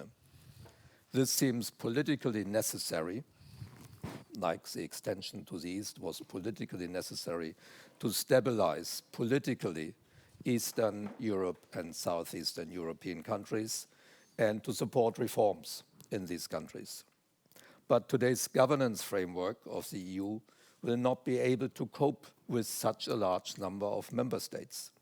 Unanimity requirements in important areas of the single market and in foreign policy jeopardize the smooth functioning of the EU. We see that already today. A comprehensive reform of the EU treaty would be desirable, but seems risky. Referenda would be needed in several member states. However, some governance reforms can be implemented in the context of future accession treaties, so that should be tried. The accession of new member states will also bring 2 additional problems that are difficult to deal with. We would need a fundamental reform of the EU budget, and also, and that follows from what we heard this morning, the political diversity inside the EU among member states will increase further, and that will also be a difficulty. My third topic is the future of democracy, and that touches it a bit on what Catherine talked about this morning. Societies, the electorate in many countries, including in Europe, but not only in Europe, are ideologically split. That makes it difficult for governments to take the necessary decisions to deal in an effective and sustainable way with the financial consequences of the long-term trends that all cost money: demographics, climate change, defense needs. We have to live with these trends, but they all cost money. At the same time, I am afraid that growth in most European economies will be low the next few decades because of demographics. The population, working age population, is shrinking. So unless there's a miracle with coming from artificial intelligence, let's hope, but I don't take that as a given, growth rates will be low. While the need for public expenditure goes up, age-related costs will take an ever-growing share of public budgets. Costs related to climate change and defense needs will increase significantly. And on top of that, wealth inequality has become a divisive issue in most countries. In such an environment, democratic systems are ill-equipped to take the necessary longer-term decisions. The share of populist parties may well increase further. In democracies, it has never been easy to take policy decisions which show their positive results only after the next election. Rolf quoted Jean-Claude Juncker on that. But this problem, which we have lived with already for a long time, becomes much more acute when the population shrinks and growth rates decline, and more money is needed for the social security systems and to protect climate and territorial integrity.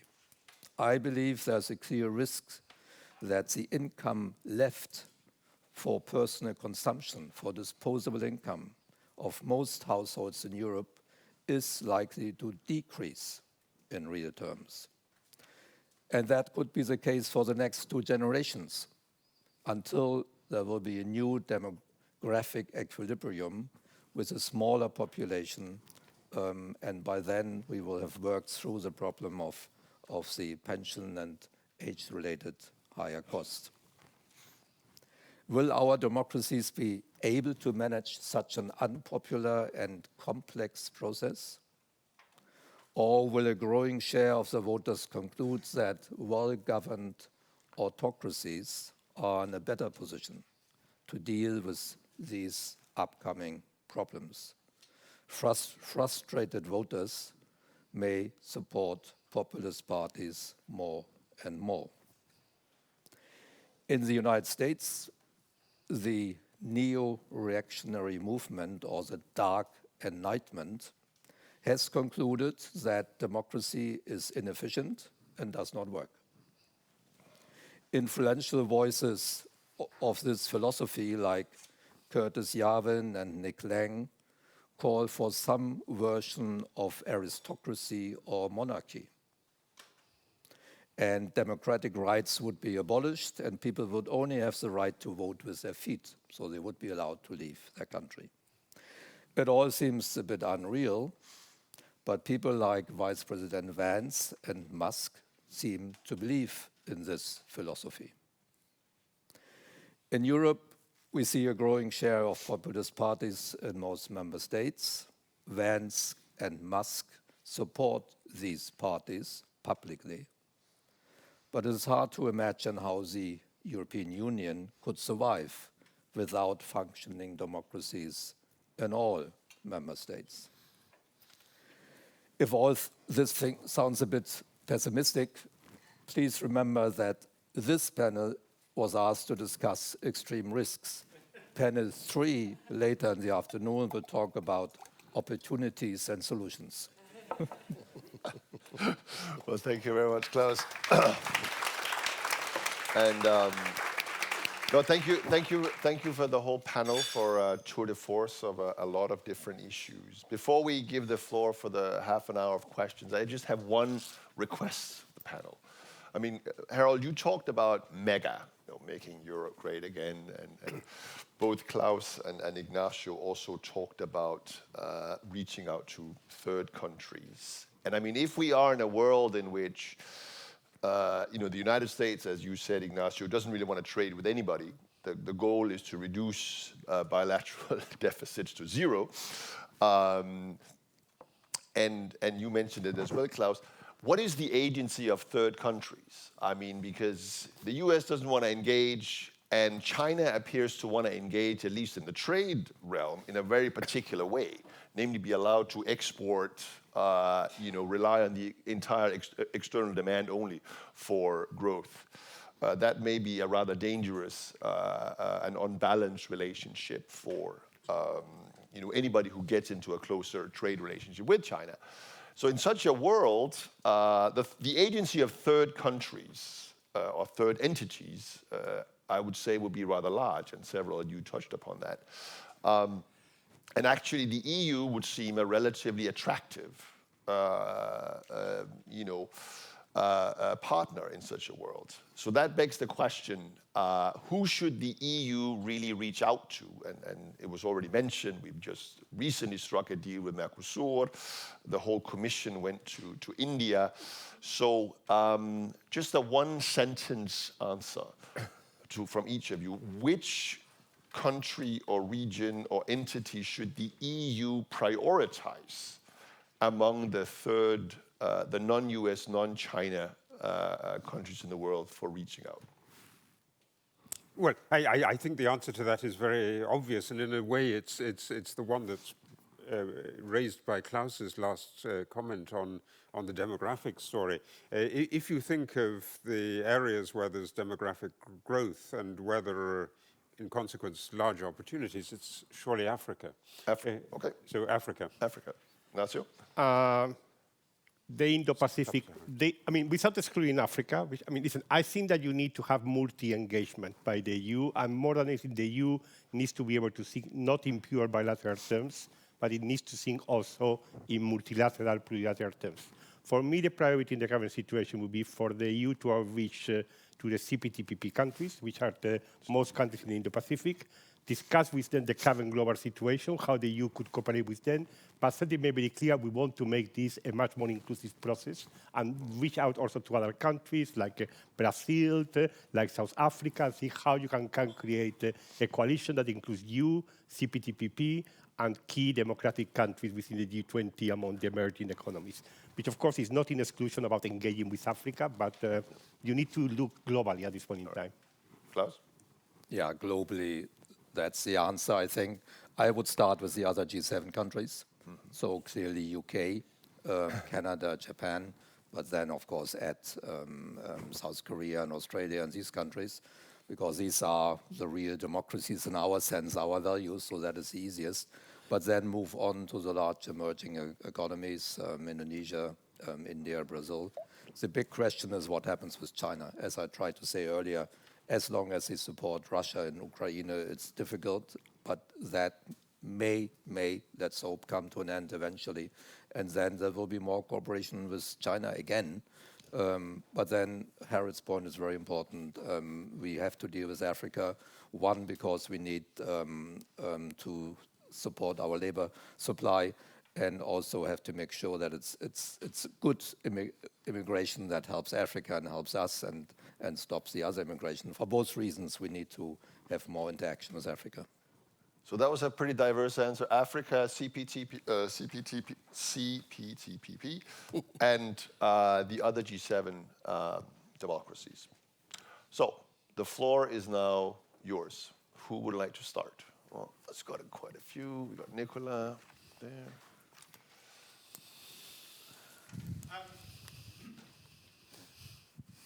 Thanks very much. Nicolas Veron at Bruegel Peterson Institute.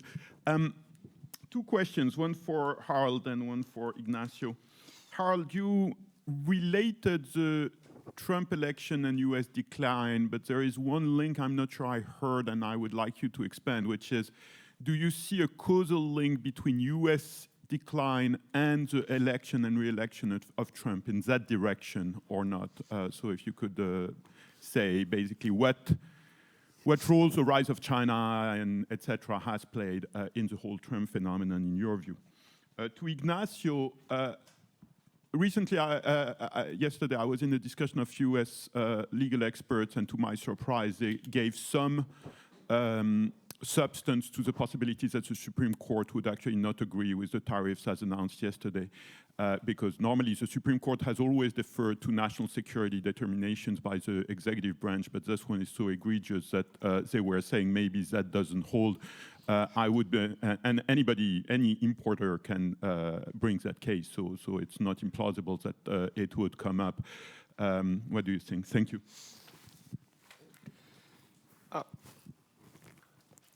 I heard that legal argument. I am not highly confident. I think the Supreme Court, the court has normally given a lot of deference to the executive when it comes to issues that they pretend have a national security dimension. And if you look into the use of this famous IEPA, a lot of the narrative is national security related. So by all means, I hope that someone tries it. I'm a little bit more trustful that if the Republicans lose control of the Congress, that you manage to get a majority to disauthorize, because I mean, the IEPA can be disauthorized by Congress. If there is a resolution by Congress, they can actually withdraw the determination of an emergency. I think that's perhaps more feasible than the Supreme Court stopping this nonsense. Yes, I mean, the China story is undoubtedly important. I mean, what happened really in the United States was a kind of bipartisan consensus. It's Democrats as well as Republicans that China is a threat. And that's been a very, very powerful drive for the Trump story. But, you know, in a sense, Trump was the ideal person to fit into that because he grew to political awareness, as it were, in the 1980s. And then the story was that Japan was going to take over the world, and there were lots of these. There was a famous book on the coming war with Japan, and Japan was the hegemonic power, and you know, Trump had some personally difficult experiences when Japanese investors outbid him for some kind of property in New York. So you know, that really is a key part of the background. Absolutely right. I mean, on the issue, I mean, I think that what Ignacio said is absolutely right. That this tariff measure is so chaotic, and what really happened quite quickly in the United States after Smoot-Hawley was a political science analysis. It was given very brilliantly by E.E. Schatzschneider in 1933, that the problem was that Congress had made the tariff by adding on lots and lots of little bits. And so the answer was to transfer the power to the president.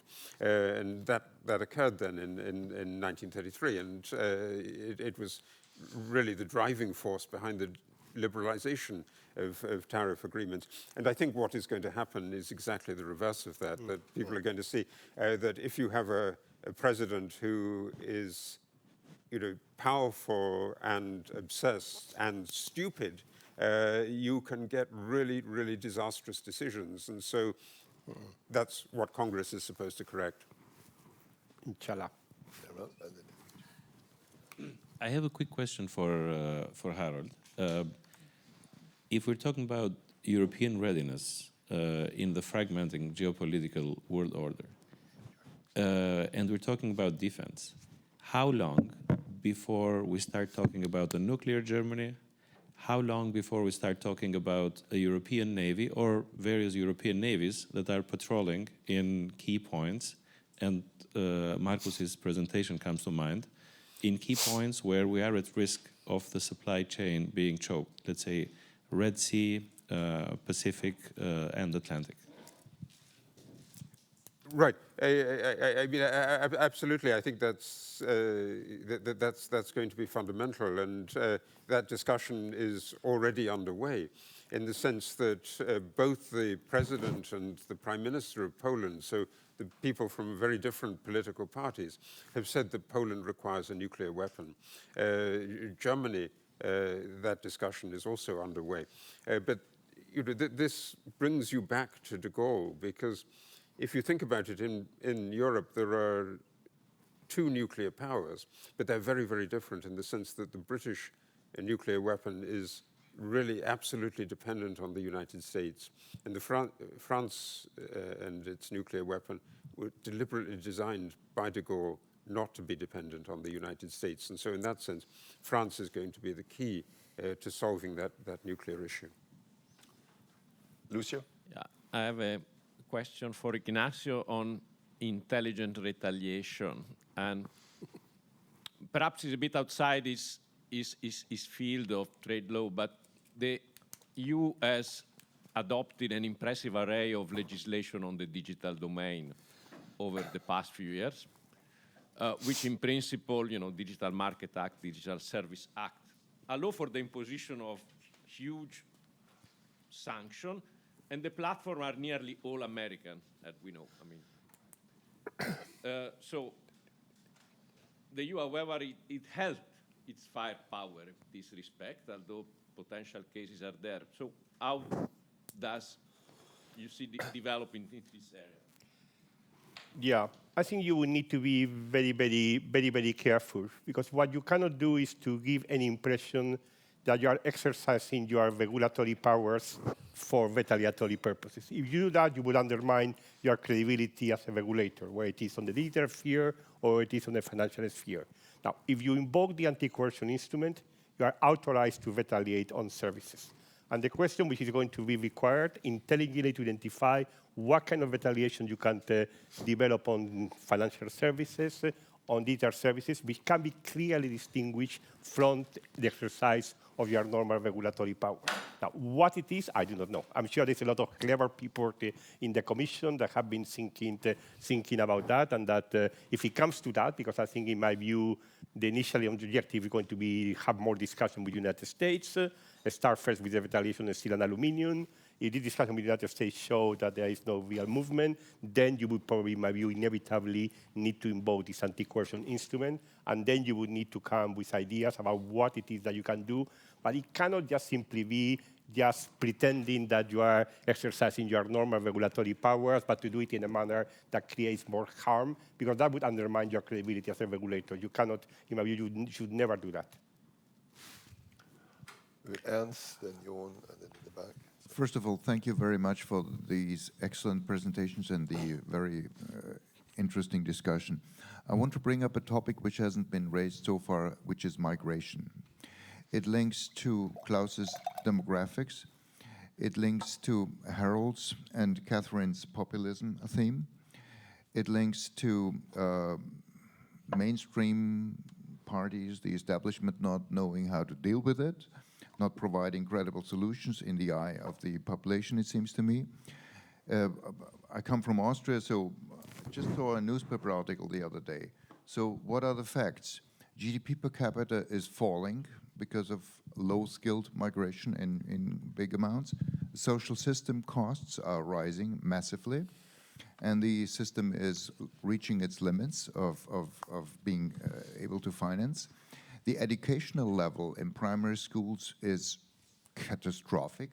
Half of the children in Vienna do not know German enough to follow the teachings. So how can the EU achieve a solution given constitutional court rulings, European Court of Justice rulings, how to create a credible, workable solution to this topic? Well, yeah, please, whoever wants to take it. Well, I mean, this is just incredibly difficult, but I think it really helps there to think of the story of the interconnection of different bits of globalization. And in the sense, we're replaying something that took place in the interwar period. That is, if you freeze up the trade system and you don't allow countries to trade, then you force their populations out.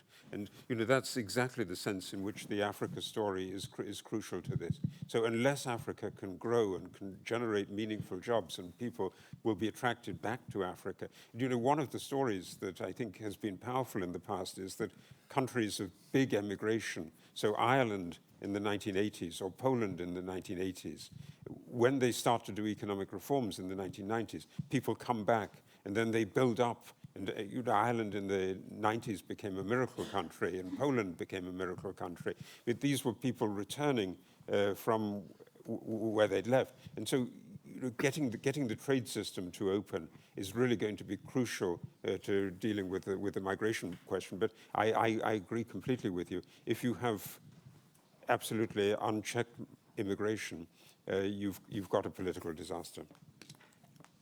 Well, just very quickly, because that allows me to make a comment on something that both Harold and Klaus said before. I mean, I think the key, in the relationship with Africa, more generally with some countries in the Global South, apart from not being arrogant, which is critical, is also see what you can actually do to address their concerns about some of the regulatory action which is being taken in the European Union, mostly in connection with the Green Deal.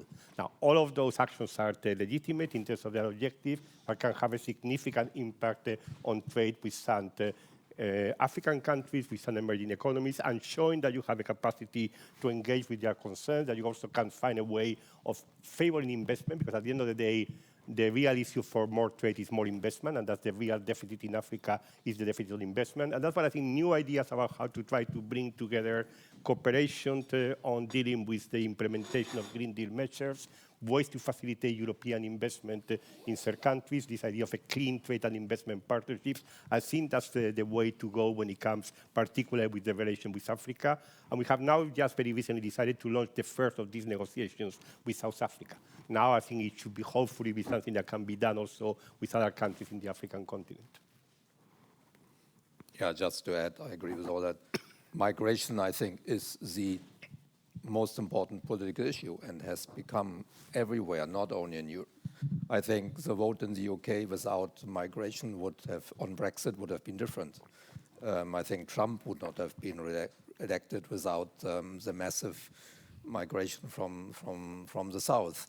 And in Germany, the AfD would be much smaller without the migration of the last few years. So it's everywhere. We have to deal with this intelligence way. Not easy, there are no easy answers. But what Trump did the last few weeks has, of course, the opposite effect. It will drive, I mean, he has been very successful in being radical in closing his own border to the south. But other developing countries will try to move more people in these countries, more to Europe, because with less global cooperation, multilateralism, cutting USAID support for many countries, many more people will see no other way out of their dilemma than to move to Europe. So it will make the situation worse, but we have to deal with it. Before we go to Jon, I mean, I think I can't resist being Danish. There is one model that, whether you like it or not, works politically and economically on that issue, and it's actually the Danish model. Because if you look at the Danish People's Party, which used to poll close to 20%, gets 5% today. And you've got very, very rapidly rising labor force utilization, employment rates of particularly women from the third world living in Denmark. So what does that model consist of? It's actually quite simple. It's sort of big terms. You drastically reduce access to asylum.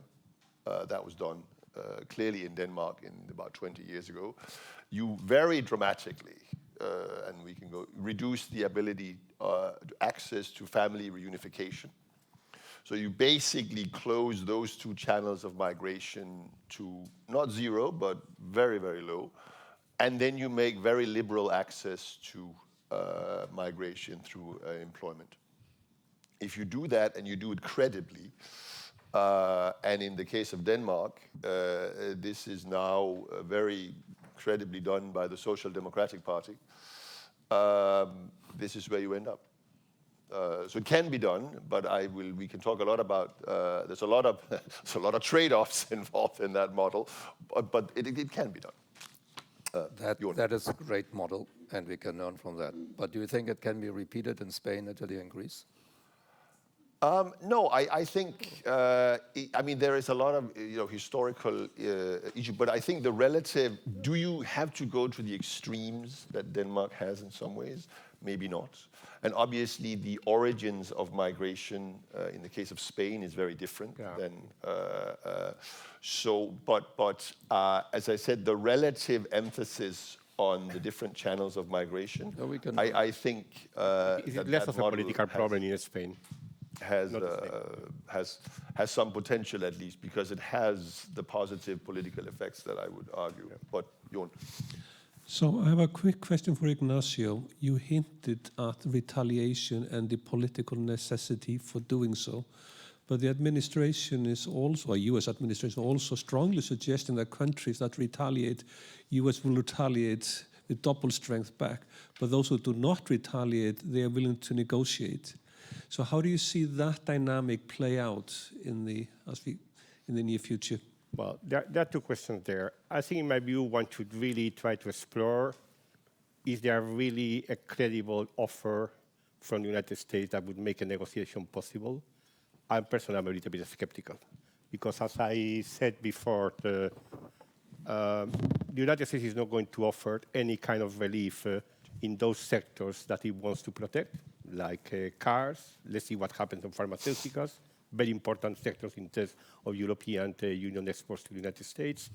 And the United States is not going to offer anything that implies going below at least this 10% level. So I think one we need to explore to see whether or not, and of course the United States would make extreme demands. I mean, they always negotiate that way. They would ask extreme demands in terms of what you need to offer, and would offer something which is a very limited mitigation of the pain which is being caused by those tariffs. I mean, I'm being very frank. I mean, obviously, I'm sure that the Commission would want to explore what is the scope for getting to a negotiated outcome, but I'm not very optimistic. I think, therefore, that you would need to look into retaliation that can be sustained over a certain period of time. I mean, by the way, the threat to counter-retaliate, at least legally, relates to the reciprocal tariffs and relates primarily to tariffs. It has not actually covered, because at this point in time, the first thing that you need to do is to retaliate on steel and aluminum, and that's the first decision that you need to take. Then you will need to see what do you do about cars, what do you do about the reciprocal tariffs. My impression is that when you go to this step further, you will probably want to look into some additional tariff retaliation, but relatively limited, and then looking much more into things that come out of the tariff field. And for instance, if we were going to decide, for instance, to close European procurement markets to goods, to goods which have a certain US concern, it would be a little bit difficult for the US to counter-retaliate to that, because on procurement, they are already quite close themselves. So I think you would need to try to identify intelligently where you can give the right political signal to the United States about the cost of what it's doing, but at the same time that you control the escalation ladder. Because it is true that you need to be ready to the consequences that maybe you say, okay, you do this, then I do that. So I think you need to be prepared to manage the escalation ladder. So in 5 minutes left, we have 2 questions to go. So let's pool the 2 last questions there, and then the gentleman over there. I have a question for Professor James that links back to another question that we had about the American dominant position. One of your claims is that we are seeing a decline of the US as the world hegemon, in a sense. And one of the reasons for which you say that this is a kind of inevitable is that you have other parts of the world that have caught up with respect to the US. Well, in a sense, wasn't that one of the promises of the United States setting up the international liberal order that also has profited to the US? And from the European perspective, if you look at the Draghi report, for example, you have many, many figures that show that basically it's Europe that is declining with respect to the US, so we can reverse the medal. And I think that in a sense it's, if you look at through the realist eyes, there is this obsession of empires of seeing themselves in a decline, and it's something exquisitely American of considering themselves in decline. So I'm asking, is the category of decline that is not new, it's been there for almost the entire history of the United States, at least after the Second World War, is it still useful, or it's becoming to be useful now and it wasn't that correct in the past? Thank you. Hello, this is Gong speaking. I have a question for Klaus. As a former ESM employee, one topic is very deep to my heart, which is the global financial safety nets that you mentioned, Klaus. So many years ago, I think the narrative about global financial safety nets is built on this complementarity between regional institutions and the Bretton Woods institutions, especially the IMF. In the extreme scenario you have described, in the absence of coordinated actions among Bretton Woods institutions, does this mean that actually the narrative will also be shifting to more autonomy, independence for regional institutions, and to what extent actually RFAs are prepared to take a bigger role in terms of resources, in terms of the availability of different instruments, and so forth? Thank you. Harold? So, well, yes, brilliant question, and obviously also the story of American decline, imperial decline, is not just an American story. You can hear me speaking this with a British accent. Ignacio could also tell you a story of the Spanish imperial decline. If we went back, we could have Roman imperial decline. This is a long story, but it seems to me that this is an important area, and it's one where I think I would want to correct something with the Draghi report, in the sense that the Draghi report is very, very much influenced by the idea of decline as well. So it's really driven by that narrative. And I remember listening to Mario Draghi as governor of the Banca d'Italia on the roof of the Guggenheim Museum in Venice, and sort of stretched his arm out and said, look around you, because what you're seeing is what Europe will be if we don't do anything. But one of the things that the Draghi report didn't notice was the dynamism of Eastern, Central, Southeastern Europe. So there's nothing about the Romanian story, there's nothing about the Polish story, there's nothing about the Baltics. And if you're thinking about the reinvention of government, for instance, really important to get government and democracy going. This was originating in Estonia. This is an area of the world that is in Europe and that is showing a root of enormous dynamism, and one which we should do better to emulate. So, if you think of countries to emulate and hold up as a model to Europe, better to hold up Estonia than to hold up the United States. Klaus? Yes, on the global financial safety net that Gong asked about, I think most people would agree that the global financial safety net is important, needs to have the right size, needs to be diverse to be prepared for the next crisis. During quiet times, most people forget about it, it's not needed. But when there's a crisis like the global financial crisis, then it becomes very important. So it's a good question, and we need to think about it. The global financial safety net has several layers, and what the ESM did the last 10 years, and Gong was part of that exercise, we developed a really good network of regional financial arrangements. Not many people are aware of that. The media don't write about it. But apart from the ESM in Europe, there are 5-6 other regional financial arrangements in the rest of the world, like AMRO, Shanghai Initiative in Asia, there's a Latin American arrangement, there's the Arab Monetary Fund, and there are regular meetings among these regional financial arrangements, so it has really been developed quite well. What all of them always emphasized, including the ESM from the beginning, that it was very important to keep the IMF at the center of this work. Otherwise, there's a risk that the regional arrangements move in different directions, and that would not be good for the world economy if there's a global crisis. So the position of the IMF at the center was always important and remains important. What I said earlier is that it would be a second best if the IMF loses all its effectiveness because there are no reforms, the United States leave. They might not be able to play the role that I want them to play, and then the RFAs would have to agree how to deal with that situation. That would be new. It's not the first best, but depending on what the United States will do, it may be a necessary second best solution. Well, thank you very much. As the moderator, I'm now ready to declare the witching hour has been reached, and I would like to thank our panel, Harold, Ignacio, Klaus, for a very enlightening conversation about a very complex and wide-ranging subject. And now I can hand it back to the organizers to take us on from here. Thank you very much.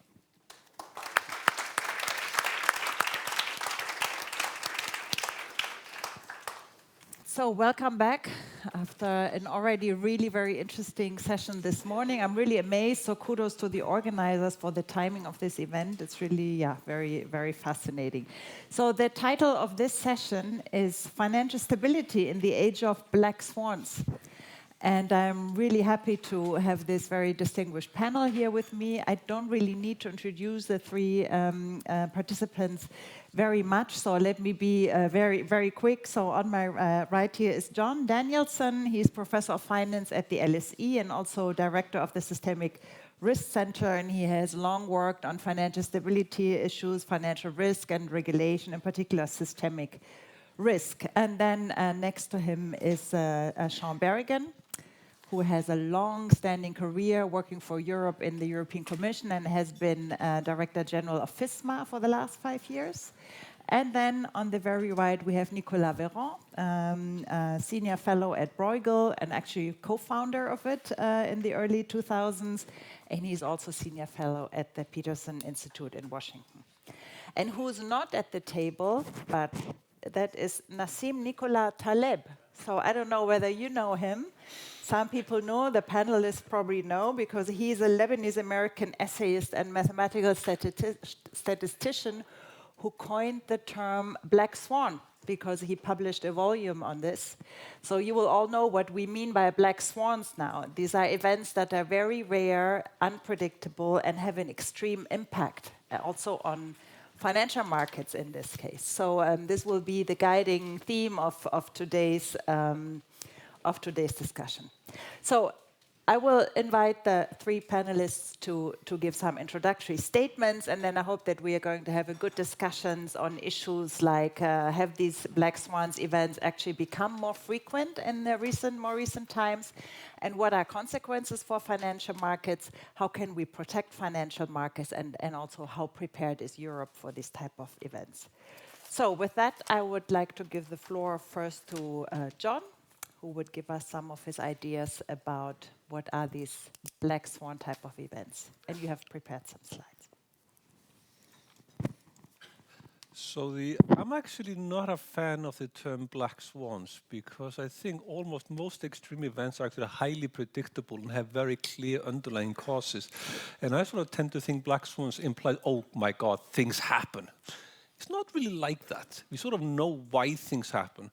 But the organizers do deserve a lot of kudos for organizing this in this week. I don't know if they planned it, but it was certainly absolutely fantastic timing on this. But my field is systemic financial risk, and I want to connect the events we have to that topic. So systemic events are enormously costly. They would cost Europe trillions of euros. And we can think of systemic risk as having, if you allow me excessive simplification, they can be internal or external. Internal is the global crisis in 2008. It's the biggest financial crisis of the 19th century, the Over and the Gurney crisis in 1866. But I think more common historically have been crises that originate externally and then impact the financial system with potential systemic consequences. Now, we might say COVID, but COVID didn't quite get to the level of systemic yet.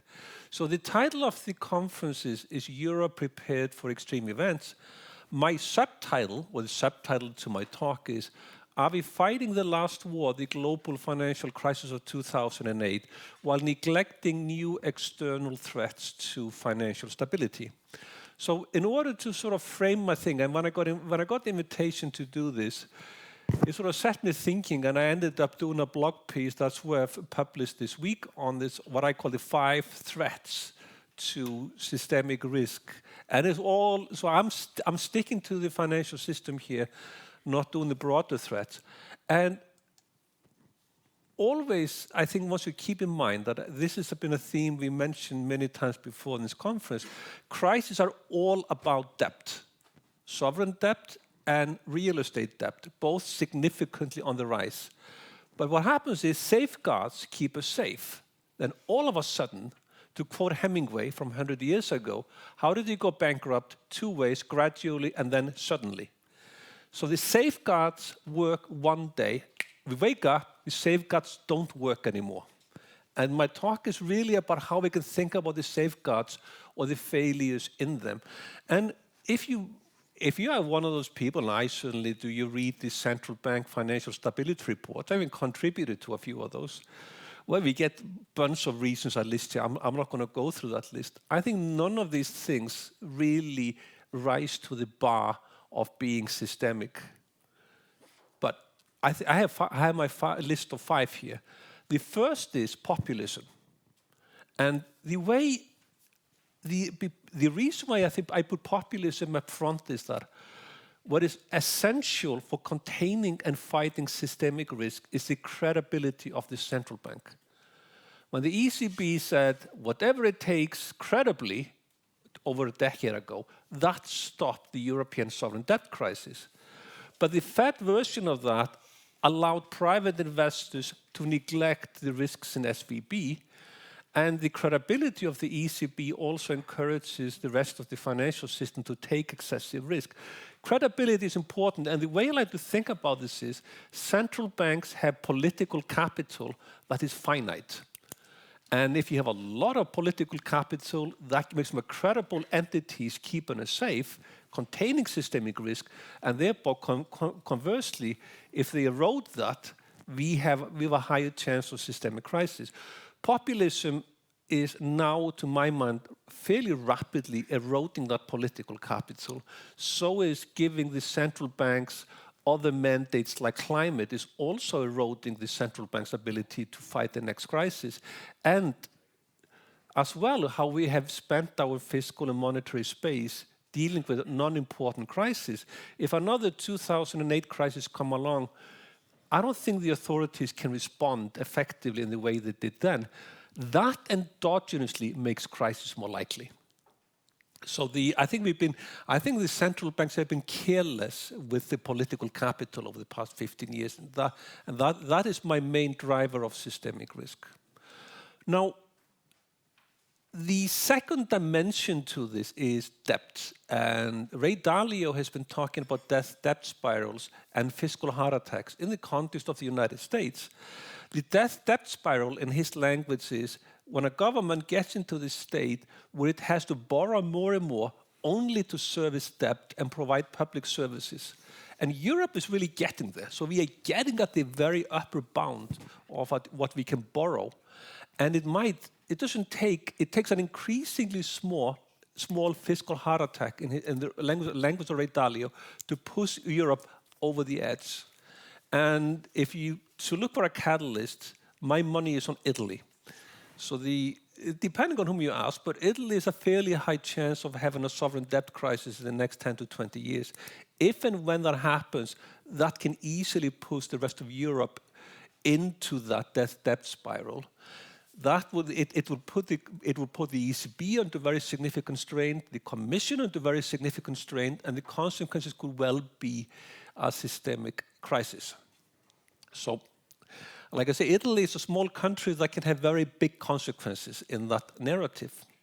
If we continue on with the story here, and this really comes back to Harold James's talk this morning and what he said previously, and I call this manufactured tensions, which is governments often find it very convenient to create global tensions abroad to deflect criticisms. I mean, when Argentina invaded the Falklands in 1982 and how Margaret Thatcher responded to that, both countries took advantage of a crisis and got the area lost, and Thatcher won, but she reinforced the legacy by essentially getting into a war that was not important. Spanish-American War, just over 100 years ago, we can continue on and on and on. So my candidate for that is China. China is facing increasingly very high youth unemployment, increasingly stagnant growth, a real estate crisis in slow motion, debt levels we are not fully understanding, a government that is facing a very difficult politics of very high debt and a pending crisis, all in a state whose legitimacy rests on delivering performance and not on a democratic mandate. So the combination of that mandate and the problems facing China makes them, I think, more strongly than many other countries want to find a solution. Taiwan is a solution to that by deflecting domestic criticism away into a joint foreign enemy.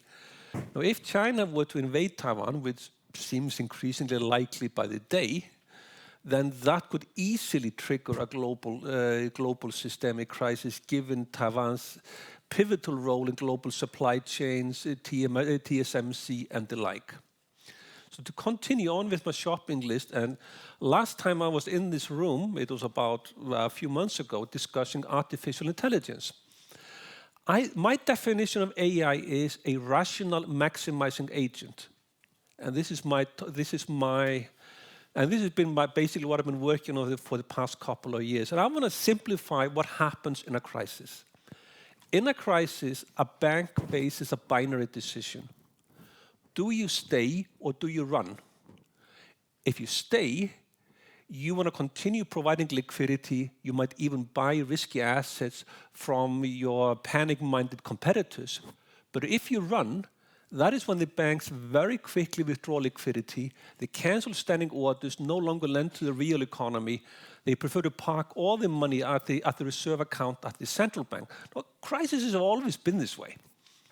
But how does AI, and the first to run gets the best deal, the last to run faces bankruptcy. Here's how AI interacts with that scenario, because AI significantly speeds up crisis reactions.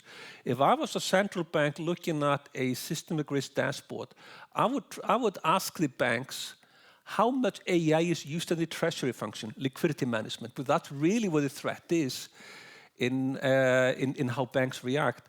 And I suspect that a crisis that would have taken days or weeks in days before AI will be reduced to minutes or hours. And here is the crucial element in that. If the private sector AI concludes that the public sector is not prepared, and I suspect it's not, that endogenously makes an AI-induced systemic crisis significantly likely. And last on my list, again, coming back to geopolitics, but just as a reminder, geopolitical events frequently trigger systemic crisis. And my favorite crisis, and I know it's a bit strange to have a favorite crisis, but I'm a student of history, is 1914. In 1914, when the Archduke Ferdinand was assassinated in Sarajevo, almost immediately the European powers closed down the cross-border payment system. It became illegal for a French creditor to a British bank to make payments back to London. That triggered a systemic crisis, just that immediate reaction. And that is why the most major countries immediately shut down all the bond and equity exchanges, essentially freezing the financial system for 6 months. And it also led to the biggest, sort of strongest crisis response we've seen in history.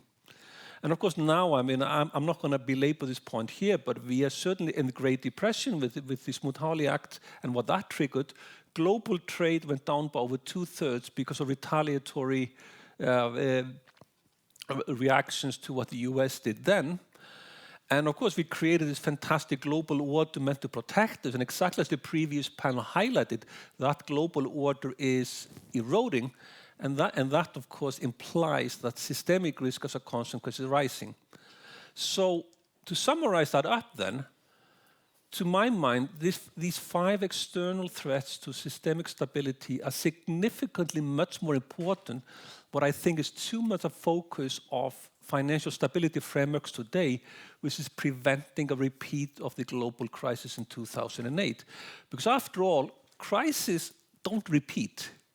If we learn after a crisis, we reform.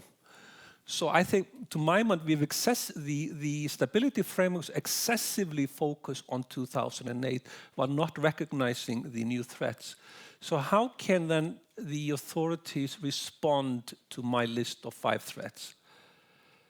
I would shift the focus on macro proof from the 2008, which means controlling all the micro risks by having high capital, high liquidity buffers.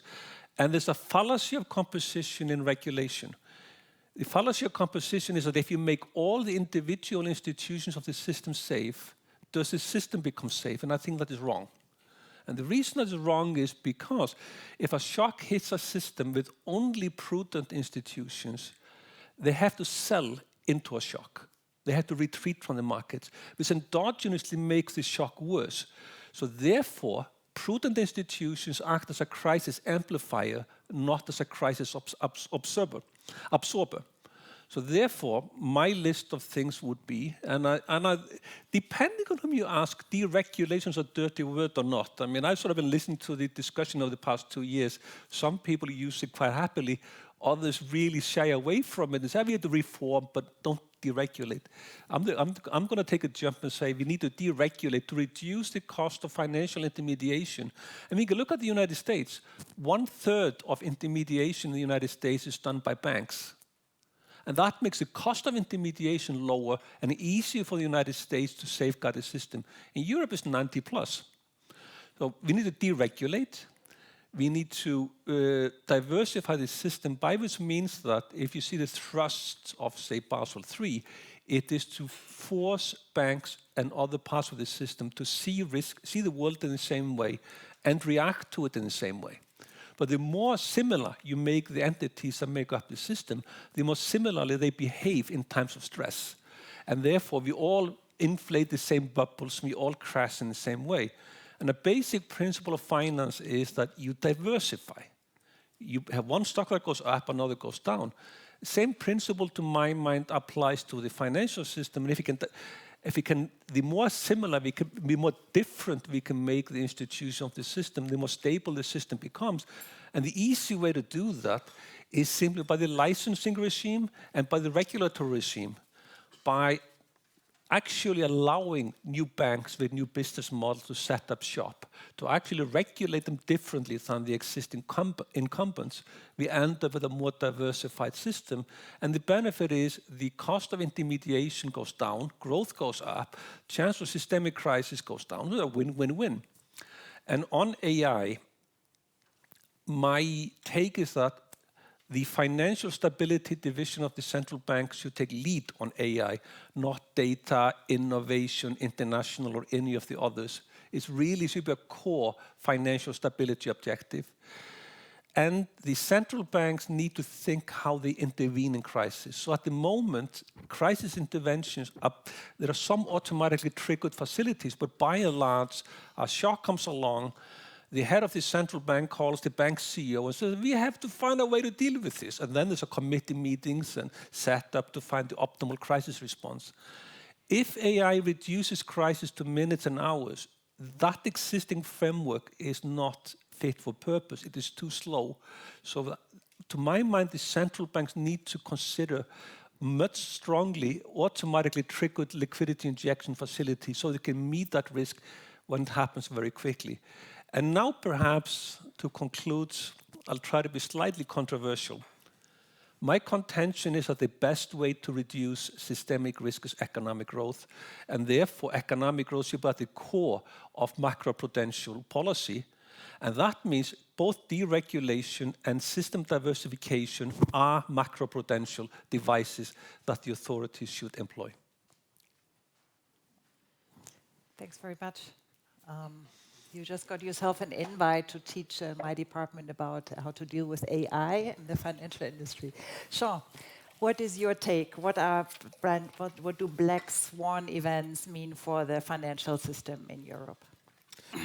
Thanks, Cornelia. Look, I am the non-academic on this conference, on this panel, so there's two implications for you of that. One, I have no slides, so that's the first. And the second is I don't get to take these exciting high helicopter views. I have to give you the view from the ground floor, which is inevitably more detailed and less exciting. But interestingly enough, when I was listening, certain things I will say will echo what has been said by John, but some things will not echo what I will say. I mean, I agree with him. I don't too much like this definition of a black swan. I mean, I was just thinking coming down here, the black swan event we always talk about is the 2008 crisis, but I'm not sure how unpredictable that really was. And I worked with Klaus Regling at the time, and I think we did speak about it a bit before it happened, so it wasn't that it came entirely out of the blue.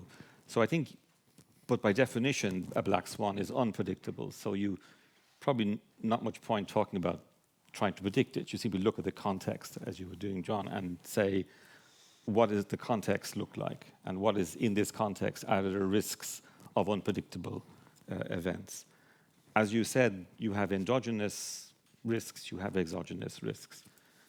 The great financial crisis was, in my opinion, the result of endogenous risks.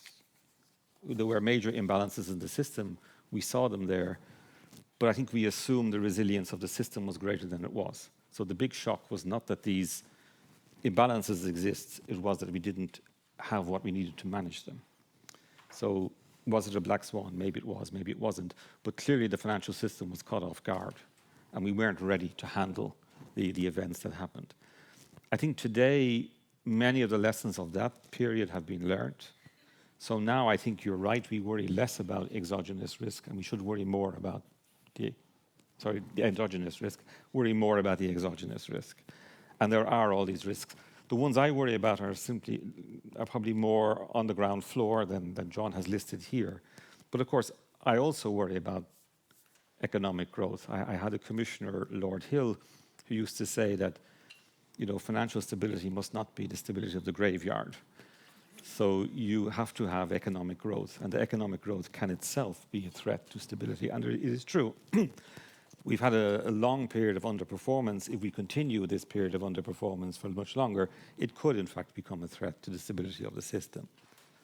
Also in that context, abrupt changes in economic models. This is what I think we learned in the 2010 Euro debt crisis, that when economic models just abruptly, financial institutions can end up on the wrong side of that adjustment.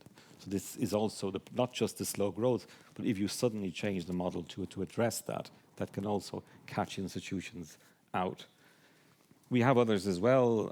It's hard not to talk about them. You know, we have demographic pressures, we have climate change, we have the risk of unmanaged, let's say, technical disruption. And more recently, we have geopolitical risk, we have war. And then even more recently, we have the US, let's say, the change in the US engagement with the international order.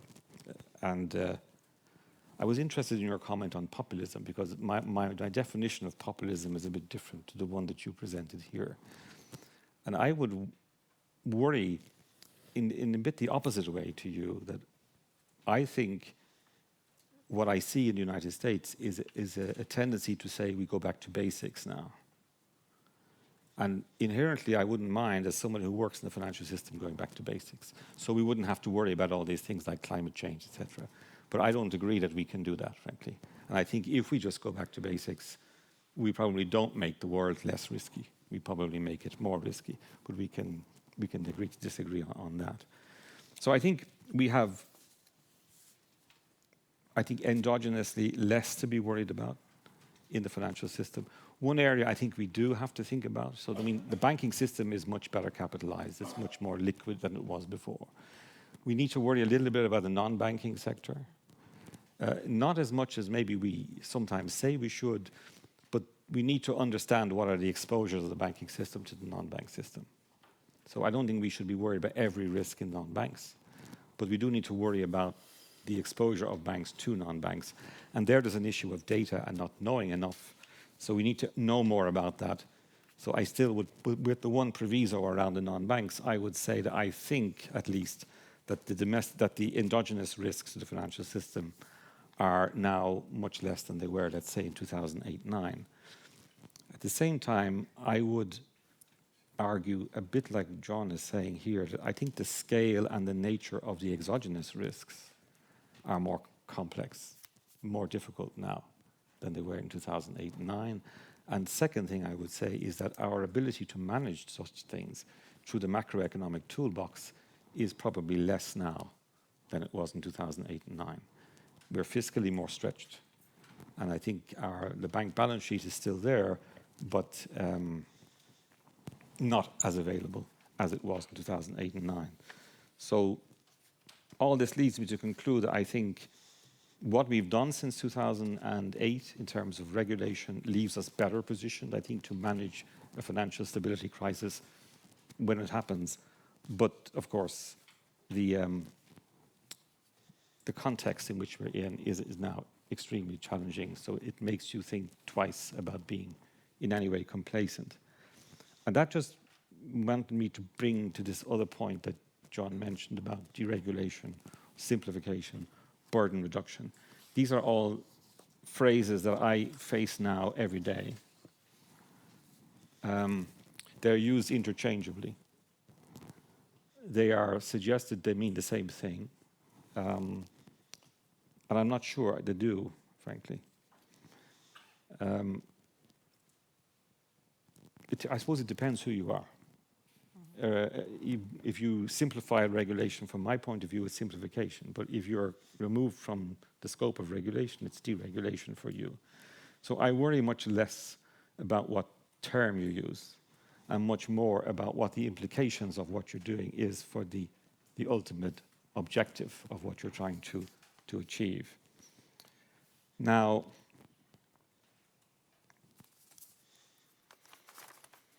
I'm in favor, I think, of simplification, deregulation, burden reduction, whatever you call it. But I do think we have to be clear about the objective of what we're doing. There is a sense out there that simplification is all about removing total redundancies from the regulation, that we have a load of regulation full of redundancies that have absolutely no function. But most things in regulation have been put there for some purpose. You may no longer think that purpose is worth the effort. You may no longer prioritize that purpose. But if you take something out of regulation, it is very unlikely that it's a simple redundancy. Something is not going to be done. Some report is not going to be made. Some monitoring is not going to happen because you remove it. And so I think we have to understand that. Does that mean I'm against it? Absolutely not. I think there's a lot to be said about simplifying or deregulating, or whatever you want to call it, the framework. I think the financial sector is complex, so financial regulation is by definition complex to manage it. But whether it needs to be as complex as it is, I think is a legitimate question. I think also in the EU context, we take complex regulation, which is, as I said, complex by nature of the sector, and we add complication to it by the process, because we have to apply this complex regulation in a very complex environment. We have 27 specific jurisdictions, which gives us very complicated level 1, so primary law. Because we have complicated primary law, we get complicated secondary law, and then we get complicated guidance on the secondary law. So I think I'm very open to the discussion of deregulation or simplification or burden reduction, whatever we want to call it, so long as it takes place in the right context and as long as it's clear that you fully understand the trade-offs that you're making. And that in this simplification process, we don't fundamentally compromise the objectives that we set. And that's where I'm a little bit worried about this discussion that John was hinting at. Because if you remember, in 2008 and 2009, we uncovered this regulatory cycle this regulatory cycle, which starts with a financial crisis, and people like me are paid huge amounts of money to re-regulate the system massively. Huge? Then at some point, not bad, and then at some point, a discussion starts on growth and competitiveness. I think I remember it was normally 15 years later. It sounds familiar, because here we are, 15 years later, having this conversation on growth and competitiveness. We decide to calibrate, deregulate, whatever we call it, and then we start a process which leads again to a deregulation and then ultimately sets us up for the next financial crisis. Now, we promised in 2008 and 2009 we would not do that. I think we should stick with that promise. So nothing wrong with deregulating so long as it takes place in the right context, as long as all the trade-offs are fully understood, and as long as we don't compromise the ultimate objective while we're doing it. So I want to wrap up by saying I think we probably are in a better position endogenously to manage the shocks. But I think the sources of shocks from the outside are now more complex. They're becoming more complex by the day, actually. So we have to be very careful. I think we do need to get the balance right between regulation and growth, and we do need to stimulate growth, so it's a totally legitimate discussion to talk about that balance. But again, we have to get the calibration right. So I would agree with some of what John has said in terms of where we need to look, but I might not be willing to go as far as he wants to go. I'll stop there, thanks. Thank you. Nicolas, what's your take? This was already very rich, so I'm sure you had good connection points. So I'll, you know that observation of, I think it was a US congressman who said at the end of a debate, you know, everything has been said, but not everybody has said it, so let's well, first I want to emphasize that by the technical standards of academia, and John knows that, I don't count as an academic, so there's two of us, John. I'll start with a quote, which is dated because it starts with the word man. Man in his elemental state is a peasant with a possessive love of his turf, a mercantilist who favors exports over imports, a populist who distrusts banks, especially foreign banks, a monopolist who abhors competition, a xenophobe who feels threatened by strangers and foreigners, and above all, a child who wants to have his cake and eat it too. So it sounds like this quote was written for this week, with the exception of the lack of gender balance. That was Charles Kindleberger in 1984, which is a way of saying, you know, nothing new under the sun. We're all doing Nassim Taleb bashing today. There's not really such a thing as a black swan. Everything comes back. And I think, to me, that's kind of the theme here, right? I mean, none of the risks we're facing are unknown. Harold, I think, very neatly summarized, as he uniquely does, the situation by US decline. You know, some of you know the Hamilton musical, right? There is this motto, oceans rise, empires fall, sorry. So nothing new about that either. And in a way, this populist and protectionist turn of the US in this process of decline is something that has been diagnosed for a long time. So none of this is unknown, but sometimes we have to look at long history to understand it. That's why historians are useful. None of it is unpredictable. Even COVID-19 was not unpredictable. It had been predicted that we would face that kind of pandemic shock in the near future. Even so, of course, the exact date and geography could not be predicted. Some of it is unfamiliar, and that's why reading history is so important, because our kind of, you know, personal, collective family memories only go back so far, so reading history is a way to get a long cycle in, and I think it's particularly important in a time of rapid change like now. So, how does that kind of high-level view go down to the policy level? Here, I will do a little bit the same balancing act as Sean agree and disagree with John, but maybe I will disagree a little bit more. I concur that he's, I will just focus on, kind of general financial services strategy. I will concur that his combination of, his emphasis on system diversification is a good idea. We should have a diversified system, and that means, in particular in the European context, that we should have a balance between banks and non-banks. So we should be wary of the banks lobbying, which is, banks good, non-banks bad, and basically make sure we keep a system where we only have bank intermediation. So I think that's actually very important. I think where John is completely wrong, and in a way which is inexplicable for somebody who heads a systemic risk center, is to say we should achieve that by lowering capital requirements on banks. I didn't say that. Well, you kind of did. Nope, I did not say that. Look at your You're making things up, Nicola, now. Look at your slide. No, I did not do that. You will see capital being mentioned. I did not say that. You're making it up. Okay, I didn't. I read your slide carefully. So we heard Pablo yesterday. Well, I didn't because I couldn't make it, but most of you did. We heard Sean. And if there is one thing that we shouldn't forget is that proper capital levels for banks are the one and only way to build resilience in the banking system, which, irrespective of our diversification, is the core of a financial system, as it is in the US. I mean, the US has a much better diversified financial system than ours, but they still have a central role for banks in the system, as we saw in the Silicon Valley Bank episode, which was extremely educational.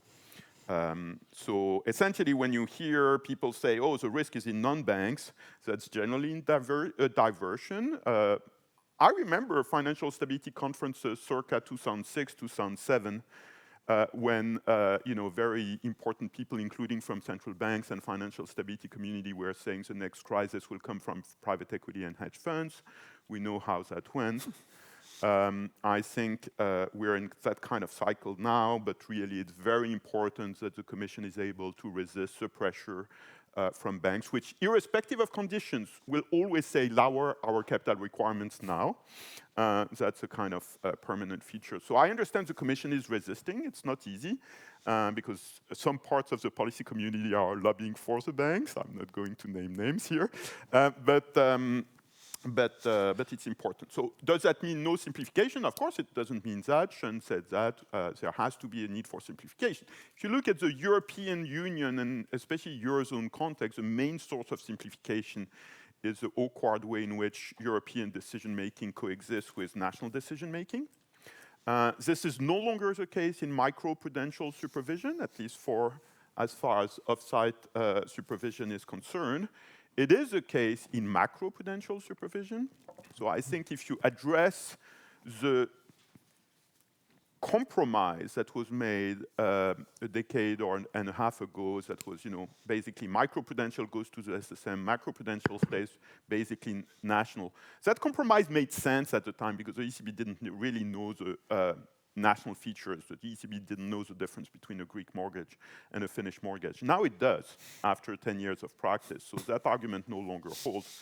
So I think we should streamline macroprudential decision-making that will allow us to streamline the capital stack in a big way, because when you look at it, it's the main driver of complexity.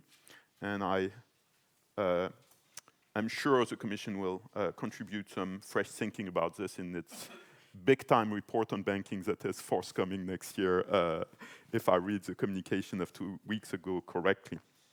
I'll finish by a kind of general comment on the atmospherics. I think it is fair to say that the 2014 election, the 2019, European Parliament election was largely about do something about climate change, and the von der Leyen Commission did that. It was a bit like, throwing everything at the wall and see what sticks.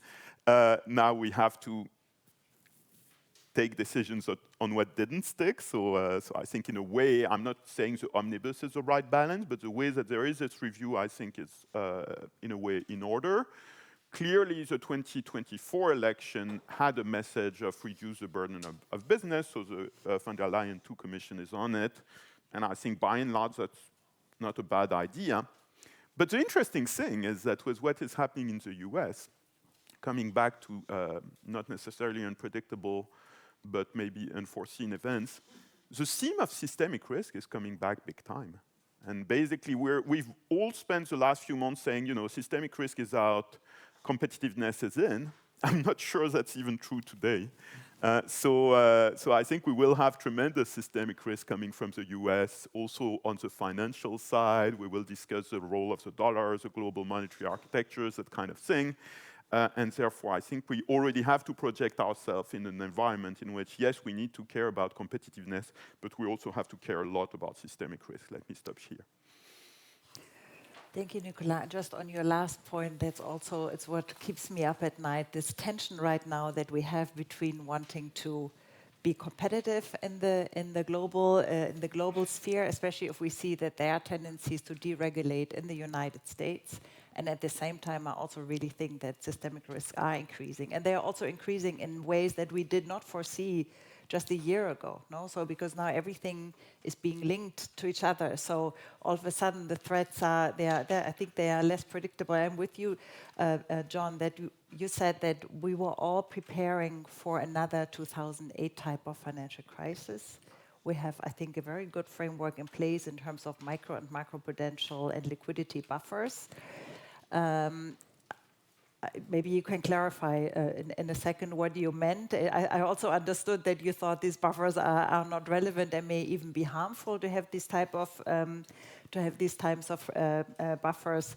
I mean, the lesson for me as a regulator or linked to also the supervisory arm of the ECB is a little bit, so what should we do now? Do you think we should lower macroprudential requirements?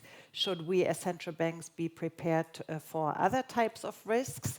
I know that in the US they are just going the other way, no? The designated Vice Chair of Supervision, Mickey Bowman, she said that supervisors should focus on their bread and butter liquidity solvency issues and not on everything else that is out there. How do you see that, John?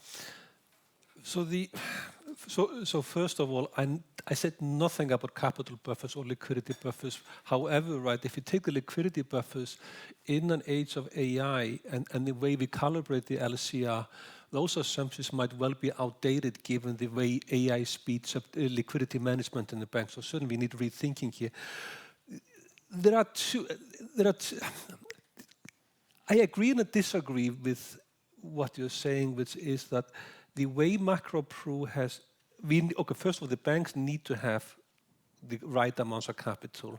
The banks need to have the right amount of liquidity. We do not want the type of run-off risks we saw in 2008. I'm fully in agreement of that. It's how we inform these buffers that bothers me slightly. And the philosophy, I mean, I read the Basel III Accords in their entirety, and the way there's an underlying philosophy. Whether it's actually that underlying philosophy is translated into action is a different matter.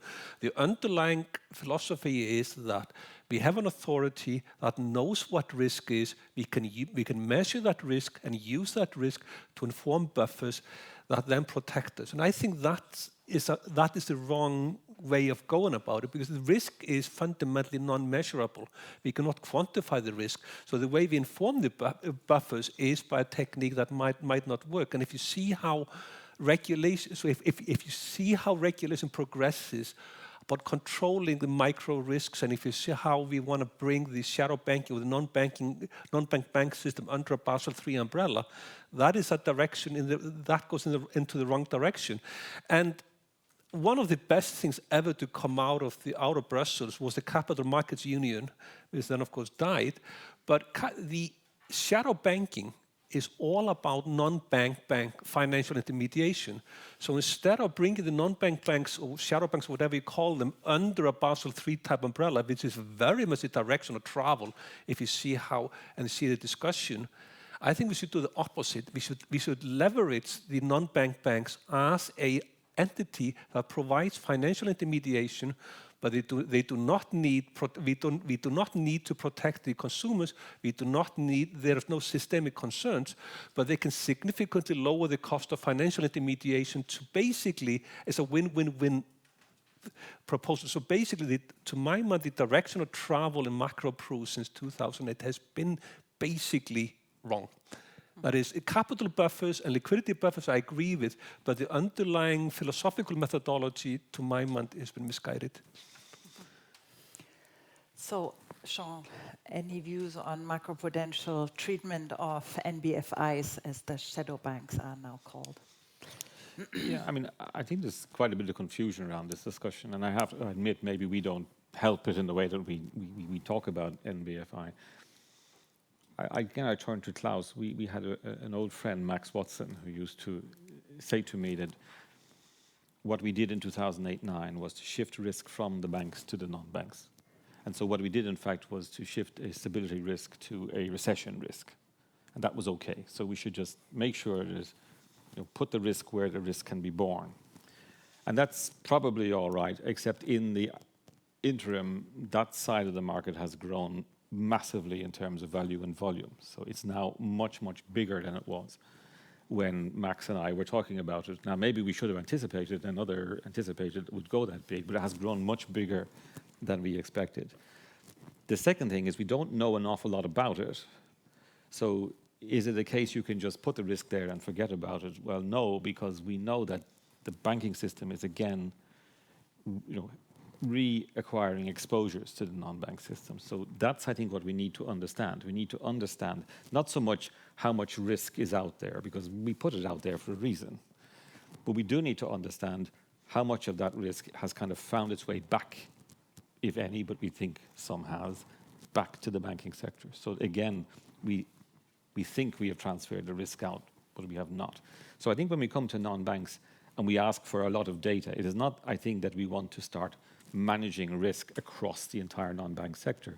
We want to know where the pressure points are vis-a-vis the banks and the financial stability part. So, but we often don't make that clear, and we talk in terms of wanting to manage risk everywhere in the system, which I think, at least personally, is going to be very difficult to do. Macro-pru in the European Union was set up in a very specific context, as you remember, that we made it so that it was decentralized, because in the euro area, in particular, subject to a single monetary policy, it was felt that monetary policy could not respond to the national specific features of any one economy. It's an average. And so we wanted to make macroprudential quite decentralized, quite member state-ish, to put it that way, to allow them to compensate for what monetary policy might not be able to do. Now, whether that governance remains valid today, I think we can certainly improve how it works. Whether you can fully centralize it, I doubt, because there is still, within the euro area in particular, this issue that you have a single monetary policy which may not be suitable for any one of the member states, if it's even suitable for the euro area. So you do need this sort of ability for the member state to lean into the wind, even when monetary policy is available. But couldn't the ECB do that? If the ECB has a knowledge of financial cycles across the euro area and understand the financial cycles at the member state level, isn't it best placed to make those kind of decisions in a neutral, non-political way with, of course, due consideration, consultation, information, listening to the member states? But what we've seen is that when you give the member states, for example, the power to set counter-cyclical buffers, they do it on reasons that have little to do with the financial cycle. So if the ECB was to set counter-cyclical buffers for individual member states or maybe regions, it would do it much better. I think there is scope for centralization, yes, but whether you want to give it entirely to the ECB, I'm not sure. But we do agree that looking back after 10 years, there is a governance problem, which we've set up with all this reciprocity. As you know, we have all these things in there, which gives the ESRB, which runs it actually. This role could be strengthened, of course. So that is my daily bread and butter, macroprudential policies in the European Union, so I'm listening very carefully. But if we go back to the NBFI just for 1 second, and I'm going to give you the floor, Nick, because I would like to hear you. I do very much agree it's a data issue that we just don't understand how the sector works and where are the interlinkages with banks. So it's an issue of sharing data within Europe, but it's of course also an international issue, no? Because the largest MBFI out there, they're hedge funds and so on, they sit elsewhere in the world. And there the data sharing and the information sharing becomes even more difficult, and the Financial Stability Board, we have a lot of discussions on what can be done and what can be improved, but for that, of course, you need the willingness to collaborate internationally. So, Nick, I don't know, you are on both sides of the Atlantic, so how do you see this? Well, I have an additional affiliation, actually.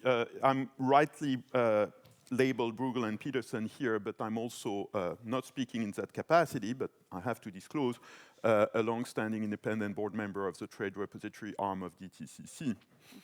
And therefore, I've been involved in the project, which was initiated by the G20 in London and Pittsburgh in 2010, of building up essentially real-time understanding for macroprudential authorities of exposures in the derivatives markets through mandatory trade reporting.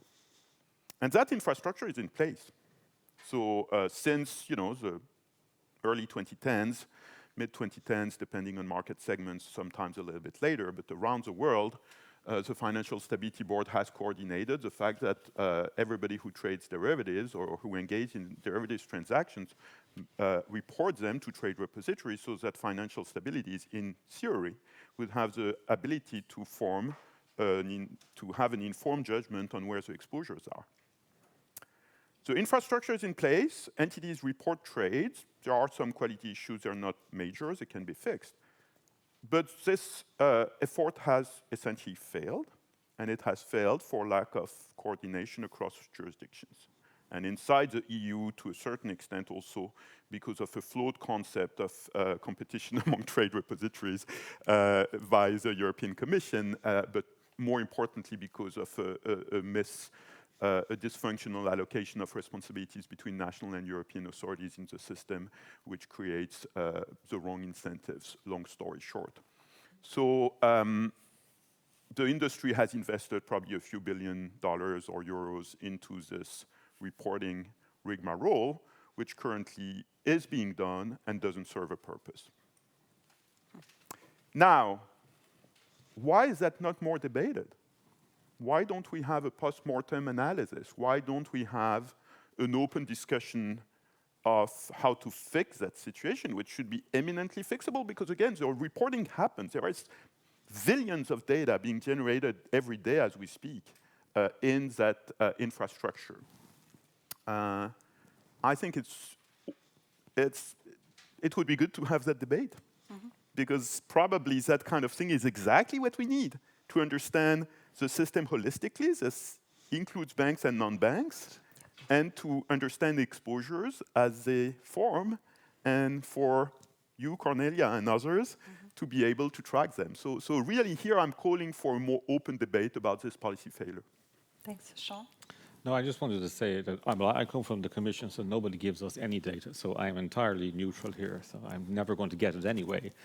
But I remember one of the first times I addressed this was about 2006. I was in an ECB conference, and I've been discussing this ever since. And at that time, it is interesting because I was also at this FSB meeting where, at the international level, the same discussion is taking place and the same reasons are given why data is not transferred. So they talk about legal risks, which I've never really seen, and if they're there, we can remove them through European law. Then I'm told it's reputational risk. So one supervisor does not want to give it to another supervisor for reputational reasons, relationship reasons. Then there's the risk of leaks. They come up with many things. I have never really understood all of this, I must say. And I do think we could do a lot better, certainly within the EU, in terms of the way we transfer information, that is for sure. I think it has been a long-standing offer from the Commission to help. If we have to do something, we will do something. Now, when you go to the international level, of course, those same discussions become, they re-emerge even more, I think, acutely, and there's no commission to do anything. So it just seems to me that there's an unwillingness among supervisors to share those kind of information, particularly entity-specific information. But even anonymized entity-specific information seems to be a problem. But it is, in my opinion, something we could maybe not solve entirely, but we could certainly make better, and we could certainly make better in the EU, for sure. And it would also reduce all these reporting requirements that we are always trying to... Yes, we can simplify as well. That's great, huh? I have an optimistic take on this, so I agree with what you both said, but there's an optimistic dimension now emerging which comes via AI. So if the objective is to learn something about the stability of the system, we can train an AI engine or a neural network without data sharing. So therefore, let's say if two authorities that do not want to share data, but are happy to have a common view of instability, they can train a single AI engine to understand the instability. And I think it would overcome a lot of the objections that John correctly... I've been involved in this data sharing arguments for decades now. The easiest way to overcome that, I think, is via AI. And there are very clear, obvious directions to take with that. Now, John, since you say AI, the one word that hasn't been mentioned today, and I thought it would come up immediately as a black swan event, is a cyber attack, cyber event. So none of you have mentioned it. I mean, at the ECB, we did or the colleagues in the supervisory arm, they did a cyber stress test last year, trying to understand how well prepared banks are prepared in dealing with these crises, how they can communicate and so on. And I think they found that many are prepared to some extent, some not so much. So I think they found quite some divergence out there.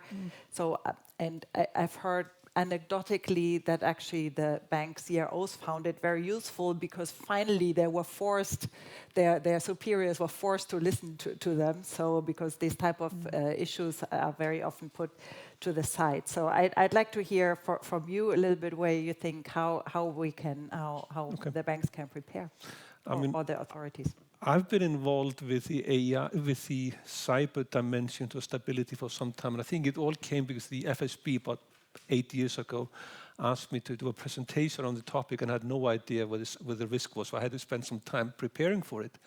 But when I think about cyber, I think we need to, when we think about risks, to my mind, we have to both consider financial system instabilities and technology instabilities, and the risks lie on the intersection. A lot of discussion of cyber is dominated by IT people who do not really understand finance. And therefore we get, what if we take down the payment system, we take down this, that, or the other. It's a terrible thing. Yes and no. So imagine someone launches a successful cyber attack today, April 4, 2025, and compare a similar cyber attack on September 30th, 2008.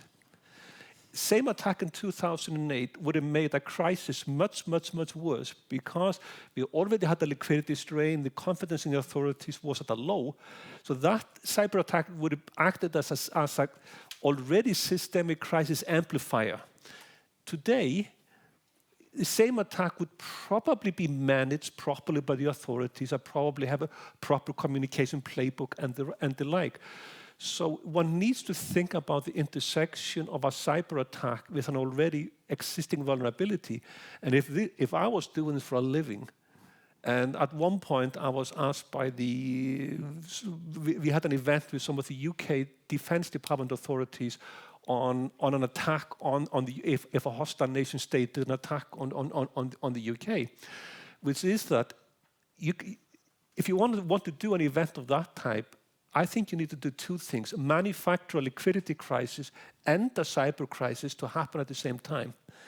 So the reason why I'm fairly relaxed is because most of the discussion focuses only on cyber, which to my mind does not in isolation rise to the level of systemic. We need something more, but that's not where most of the discussion I see tends to be.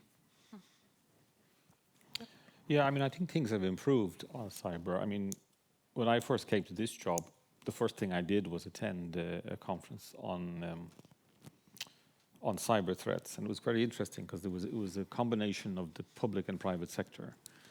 And not only were the public sector refusing to talk about sharing information, but the private sector were also talking about not sharing information with each other for commercial reasons. So they were kind of hiding the fact that they'd been subject to a cyber attack because they didn't want a reputational risk.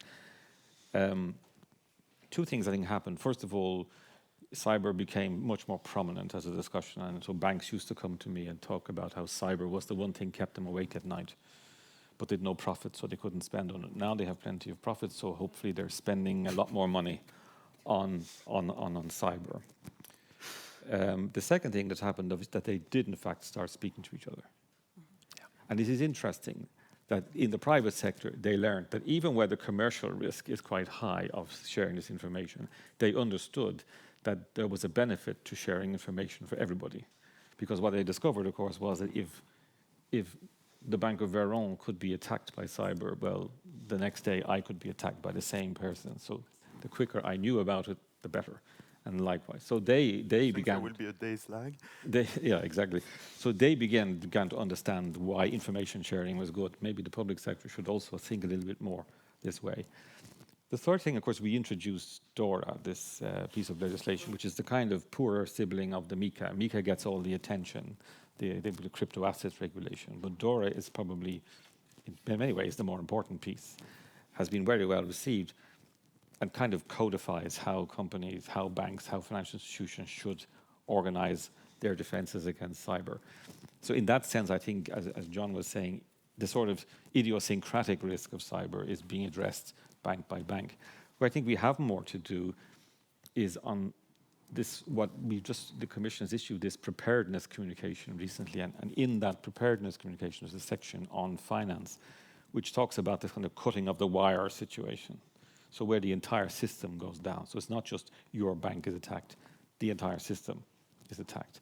And there, I think there's still quite a bit to be done in terms of how the financial system, the economy as a whole, but the financial system within that manages a situation where it's not just one institution attacked, but the entire system is under attack at the same time.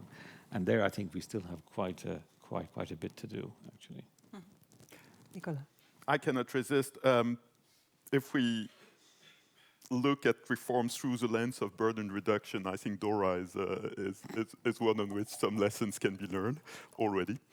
But I will leave that there.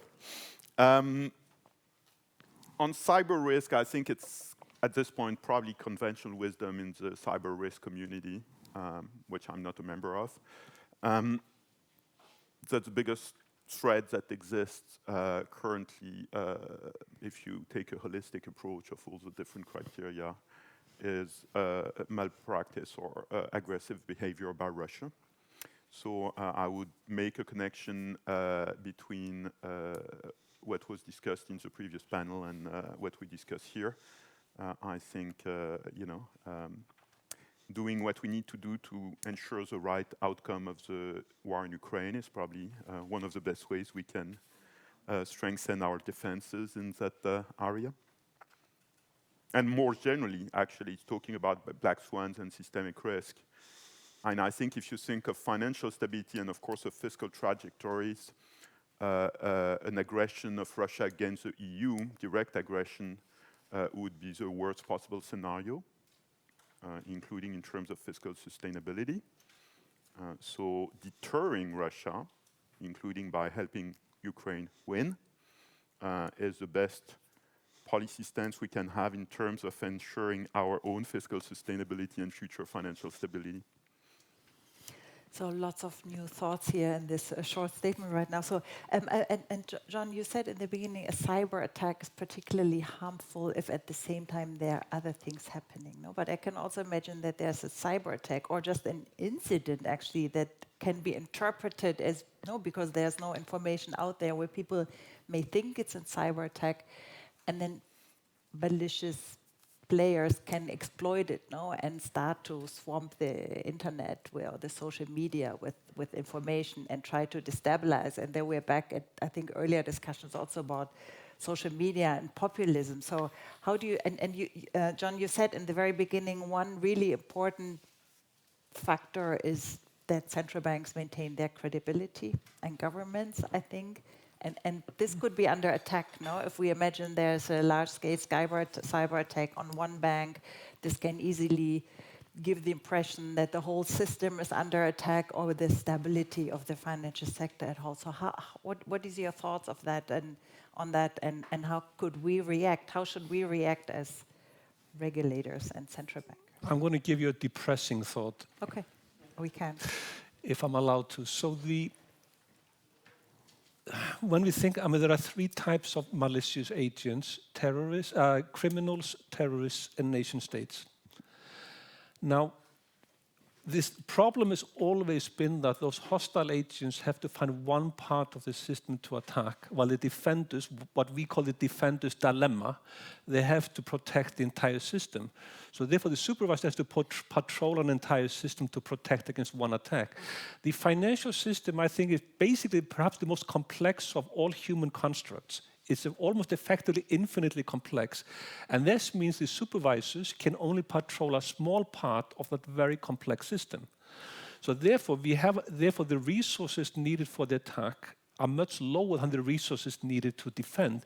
And the more we use AI, the asymmetry between the defenders and the attackers continue to grow. So the problem for the authorities gets worse and worse and worse as technology advances. And there is no real solution to that.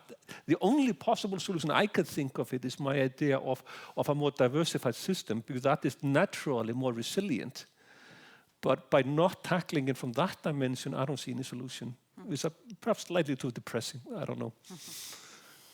Nicolas? I mean, to mitigate the depressing nature of this thought, many of us remember the debates about security after September 11 and the fact that asymmetric warfare would be the future, and the world has not changed as much as was considered at the time. So, Nicolas, one question, if we think of potential external threats, no? I mean, we talked earlier, of course, about the tariffs wars that has started right now. So there can be other measures of foreign governments to influence us. And so I'm thinking now of the Mar-a-Lago Accord. I think someone already mentioned. I don't remember. Is this a public session, or are we under Chatham House? Public. Public. So I think it's important. Good to know. Good to know. Is that a black swan type of event? Yeah. So the essence of the Stephen Miran paper, as I read it, and I don't take it as a proxy for the policy of the Trump administration by any means. Actually, Stephen Miran himself has said that on Bloomberg, that we shouldn't take it as a proxy, and apparently he had been humbled by his early experience in government. The sense of the paper is to say we can advantageously replace, as a driver of the hegemony of the US dollar in the global monetary system, trust with coercion. So we're going to lose trust, but that's fine because we can coerce. Whether that even makes any sense, I think, is debatable. My reading is that the US doesn't have the coercive capacity which would make that statement credible, but we can debate that. But I think it's interesting in terms of risk thinking, because that means that there are, and of course I'm stating the obvious by saying that there are impulses in the current US administration that are highly antagonistic to what we still, by habit of mind, call allies. So I think that's what has to drive our risk understanding. That, even for cyber attacks, for all kinds of things, the kind of countries that we had thought about as potential threats, certainly if we want to think in terms of tail scenarios, we have to expand that to the US. So and that brings me to the whole aspect of strategic autonomy, which I think is also really relevant in the financial sector. And so one element where I think we are very dependent on the US, for instance, is the payments area. We use MasterCards, PayPal, Apple Pay, you name it. But so is now the time for the digital euro to come? Maybe, Sean, I can give it to you. I mean, my life is getting easier now because we issued a communication a few years ago where we imported this phrase strategic autonomy from politics into economics. And a lot of people said to me, it doesn't really transfer, it doesn't really work. What does it mean? So I spent most of the years after we issued that communication trying to explain to people what we meant by strategic autonomy. And so every panel I sat on, either I chaired, I had to explain or not. I don't have to explain it so much now. Because I've come to the conclusion that strategic autonomy is a bit like financial stability. You define it in the negative. So when you haven't got it, you know what it is. And so when you haven't got strategic autonomy, you suddenly realize what it means. So in a world where we were in the old order and the United States was the hegemon and was the benevolent hegemon, and I think it still is a benevolent hegemon, but it's just a different, it's looking for a different order. But all of this strategic autonomy discussion becomes much more real, much more obvious. And we have, of course, as in many respects, allowed ourselves to become very much reliant on external supplies of financial services, whether it be in the UK or in the United States. We have not built so many aspects of the financial system in the EU that I think we need. And the most obvious one is the capital market. We have not developed a capital market. We tried twice, we made some progress, we try again now, let's hope we can make more progress. So I think part of that then discussion is of course the payment system and in particular our reliance on the card companies, so we know they're heavy reliance. The question then is, how we begin, and we can only begin to address that shortfall in our autonomy. And I want to be clear what I mean by autonomy. Autonomy is not about protectionism. Autonomy is not about closing your system. Autonomy for me, I always say this, it doesn't translate well into foreign languages apparently. I'm told when you translate autonomy into German, it means protection. And if you translate it into Italian, it means self-reliance. It doesn't translate very well in English either, I can say, because we all have different interpretations. But autonomy for me means choice. It means doing things because you want to do them and not because you have to do them. So buying a service abroad because you want to buy the service abroad, but not because you don't have alternatives. So if something happens to your supply chain, you have options. And that's a little bit, that was the issue, let's say, around UK CCPs. It wasn't that we should disengage from the UK, it's just what would happen if something went wrong with the UK, we didn't have any fallback. So similarly with the card system, similarly with our payment system, we are very reliant on the external provision of financial payment services, particularly credit card. So what will we do if something goes wrong? Now, up to now, people dismiss that by saying, well, what could possibly go wrong? Well, maybe nothing can go wrong, but maybe now we see things could go wrong. So I do think we have to start thinking about our excessive reliances. And one of the solutions that will probably be the digital euro. It'll just be one of many things I think we will have to start thinking about, but the digital euro is certainly one of them. Well, I think there's a very positive dynamic at play now, which is, and I think Sean put it very nicely. I think it's the right way to look at it. So the ECB is pushing the digital euro basically with a narrative that, it would have been better if the banking industry had been able to create their own payment solution for Europe, but they haven't been able to do that, so now we have to do the digital euro, right? Because status quo is not satisfactory. I think the best case scenario, and here I'm a bit speculating, is that this forces the banking sector into action and to do something that is even better than the digital euro from a payments perspective, and also the perspective of balance between public and private sector. But in a cooperative way also with the ECB, and as a way to prevent a less favorable scenario. So I think, I hope that will happen. I know there's a lot of debate in the banking industry about that. And I think for that to happen, the ECB and the European Commission have to be serious about the fact that, you know, if nothing happens, the digital euro happens, and that's not what the banks like. So I think it's a kind of tough love that we need in the European financial sector at the European level in order to make progress. One thing I want to add to this is that, of course, I completely agree with the need for, you know, payment systems that pass the criterion of strategic autonomy, which I think Sean also defined very well in his negative way. But that's not enough. And here I will be less sarcastic about DORA. I think DORA was very good in terms of highlighting the fact that not all the risks in the financial sector are with financial firms. Because DORA is mostly about, you know, cloud service providers, software as a service and that kind of thing, basically saying, if you think holistically about financial system risk, you have a lot of non-financial critical providers which participate in the risk to the system. And I think that's also true in payments. I mean, we're talking about payments we do on our phones. And what are our phones? They depend critically on hardware and software companies. So here, I know I have a French accent. I come from France.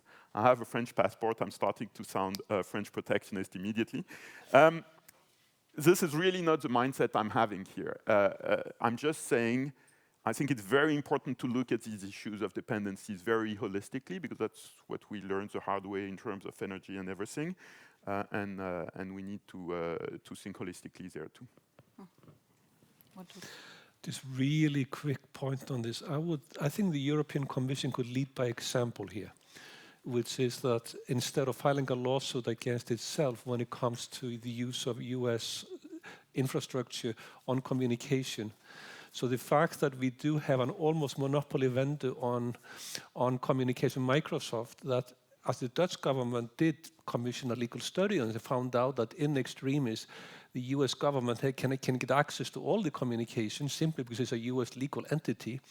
And why the Commission is not leading by example to procure those services from a European vendor instead of doing the opposite, I find slightly depressing. So let me finish with this topic, and I think we are nearing the end, but we still have some time. So let me go back to banks. So in the past crisis or black swan events, or whatever you may want to call them, banks have been bailed out, no? Or the financial sector has been bailed out. The central banks were there, provided liquidity. The fiscal authorities were there to support the sectors in terms of COVID. So are they being too complacent? So the fiscal space is much reduced compared to previous crises.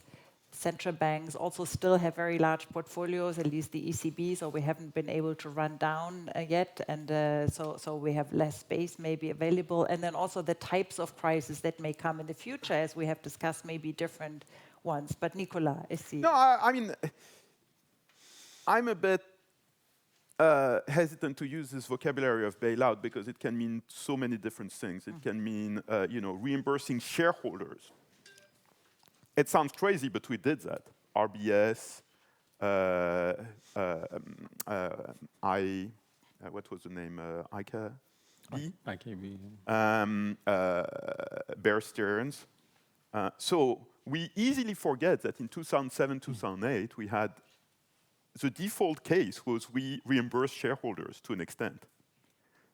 Well, there was controversy when this was done with Credit Suisse, but remember, with Credit Suisse, there was no use of public money in the end. So, I mean, liquidity, but making a profit. So there are all these different things. There is bailing out shareholders, horrible. We no longer do that. Bailing out creditors, depending on seniority, more or less horrible. Providing liquidity and making money by providing liquidity, what's not to like? It's Bailout.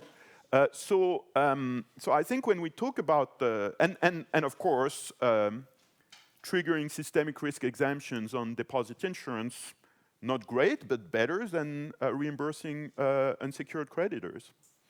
So I would call for a very nuanced approach here. of course, there will be a public reassurance to the financial system. This is important. I wouldn't even say inevitable, because I think it's a feature, not a bug. The financial system has to provide confidence that your deposits are safe and that kind of thing. But at the same time, I think we have made a lot of progress in reducing the moral hazard in the system. We can make much more progress if we complete the banking union. For those who lost track of the development, the only country which is credible at this point in applying BRD in the spirit of BRD is Denmark, outside of the banking union.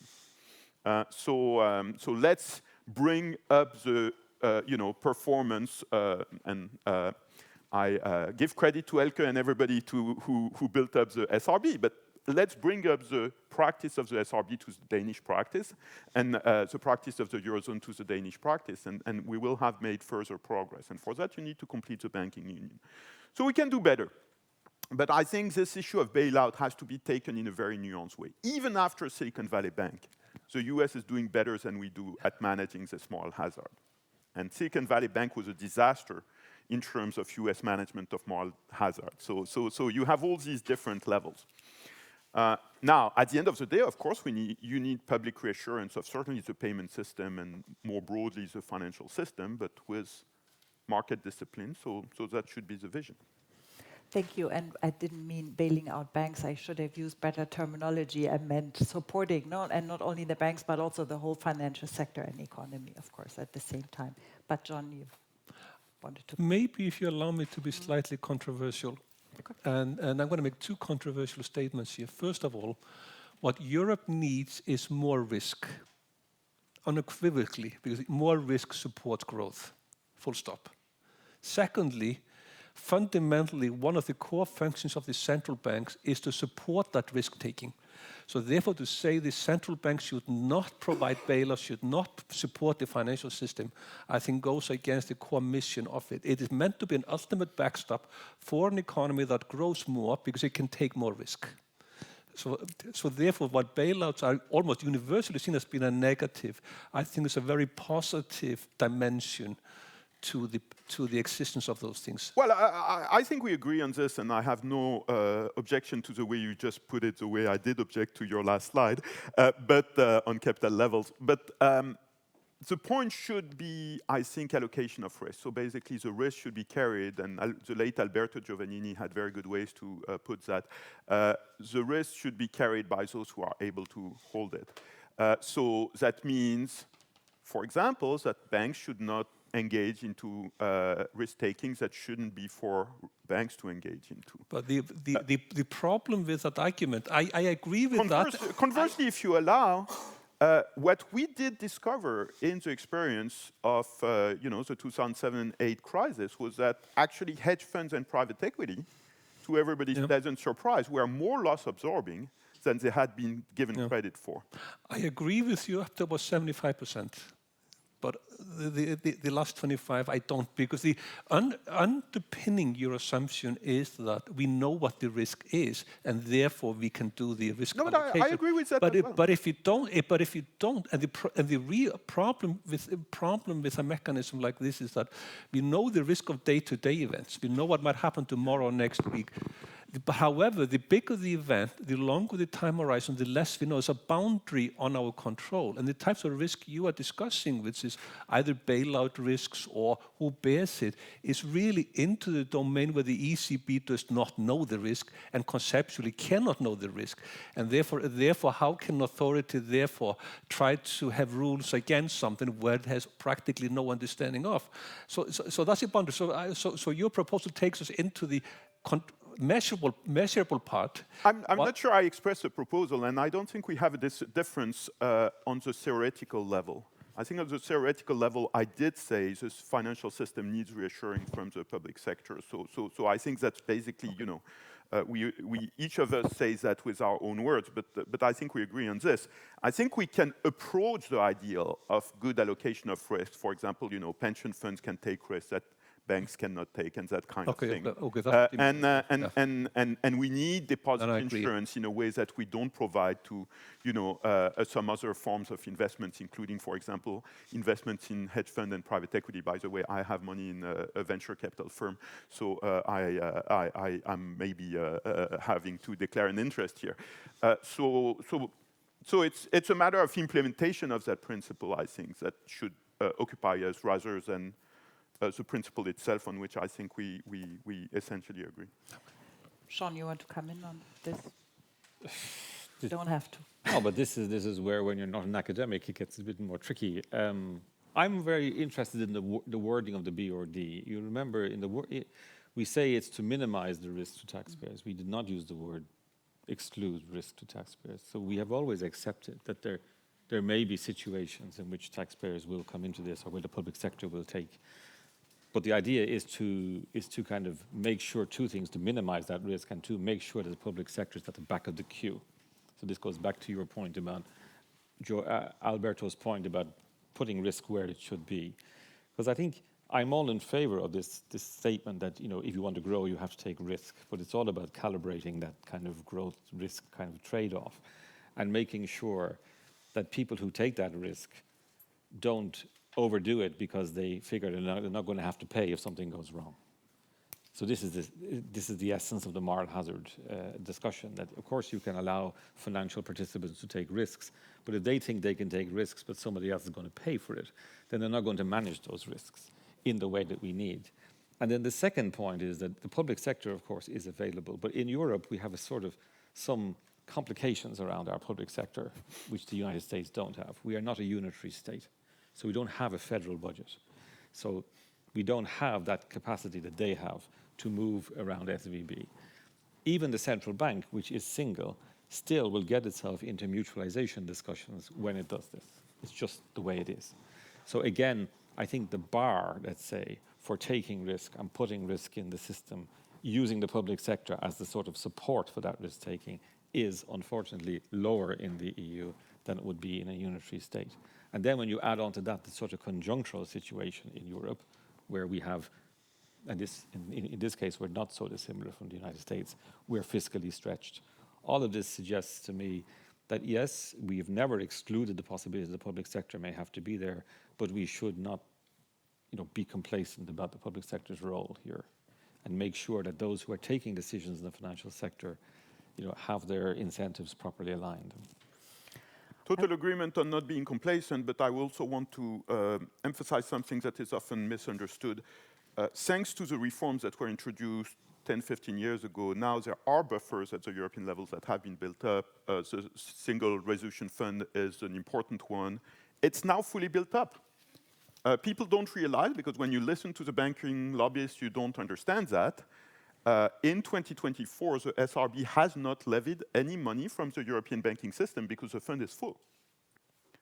And similarly with deposit insurance, we have moved from, this is at the national level, but under harmonized EU law, we have moved from unfunded to funded deposit insurance. That meant a lot of levying fees for deposit insurance from the banks in a number of countries, but that journey is almost over. So these buffers have been built up, and that means the bankers won't have to pay the same amount of money into them in the next few years, absent a major catastrophe, as they have had to in the last 8 years. So I think this is slightly technical, but important to keep in mind to understand the debate about the burden on banks and all that. Sean, I just want to make one small point, very almost philosophical point, that even though the SRB was run by an eminent public official at the time, Elke Konig, and now by other public officials, it is private money. The DGS is private money. It is not the taxpayers' money. And this is important in my world, because in my world, that money is confused with taxpayers' money, and that inhibits its use. So I want to be very clear. This is not taxpayers' money. And don't quote me the state aid rules, because that doesn't work either. They're controlled by state aid rules because the money is controlled by the public sector, not because it's owned by the public sector. So it's a really important distinction to make, because it gets me and gets others into trouble when this is taken as being public money. It is not. I guess economists will discuss these definitions.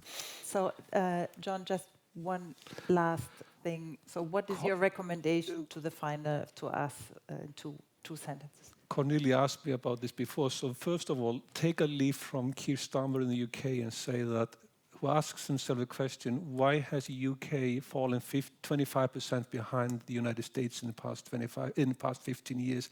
What is America doing right that we are doing wrong? I would like the Commission to ask that question. And secondly, when faced with difficult problems like non-bank banks or AI, the first word to come out of Brussels should not be risk. The first word to come out of the mouth of Brussels should be opportunity. And I just see this risk mentioned again and again and again, controlled risk, and the language to me is anti-growth.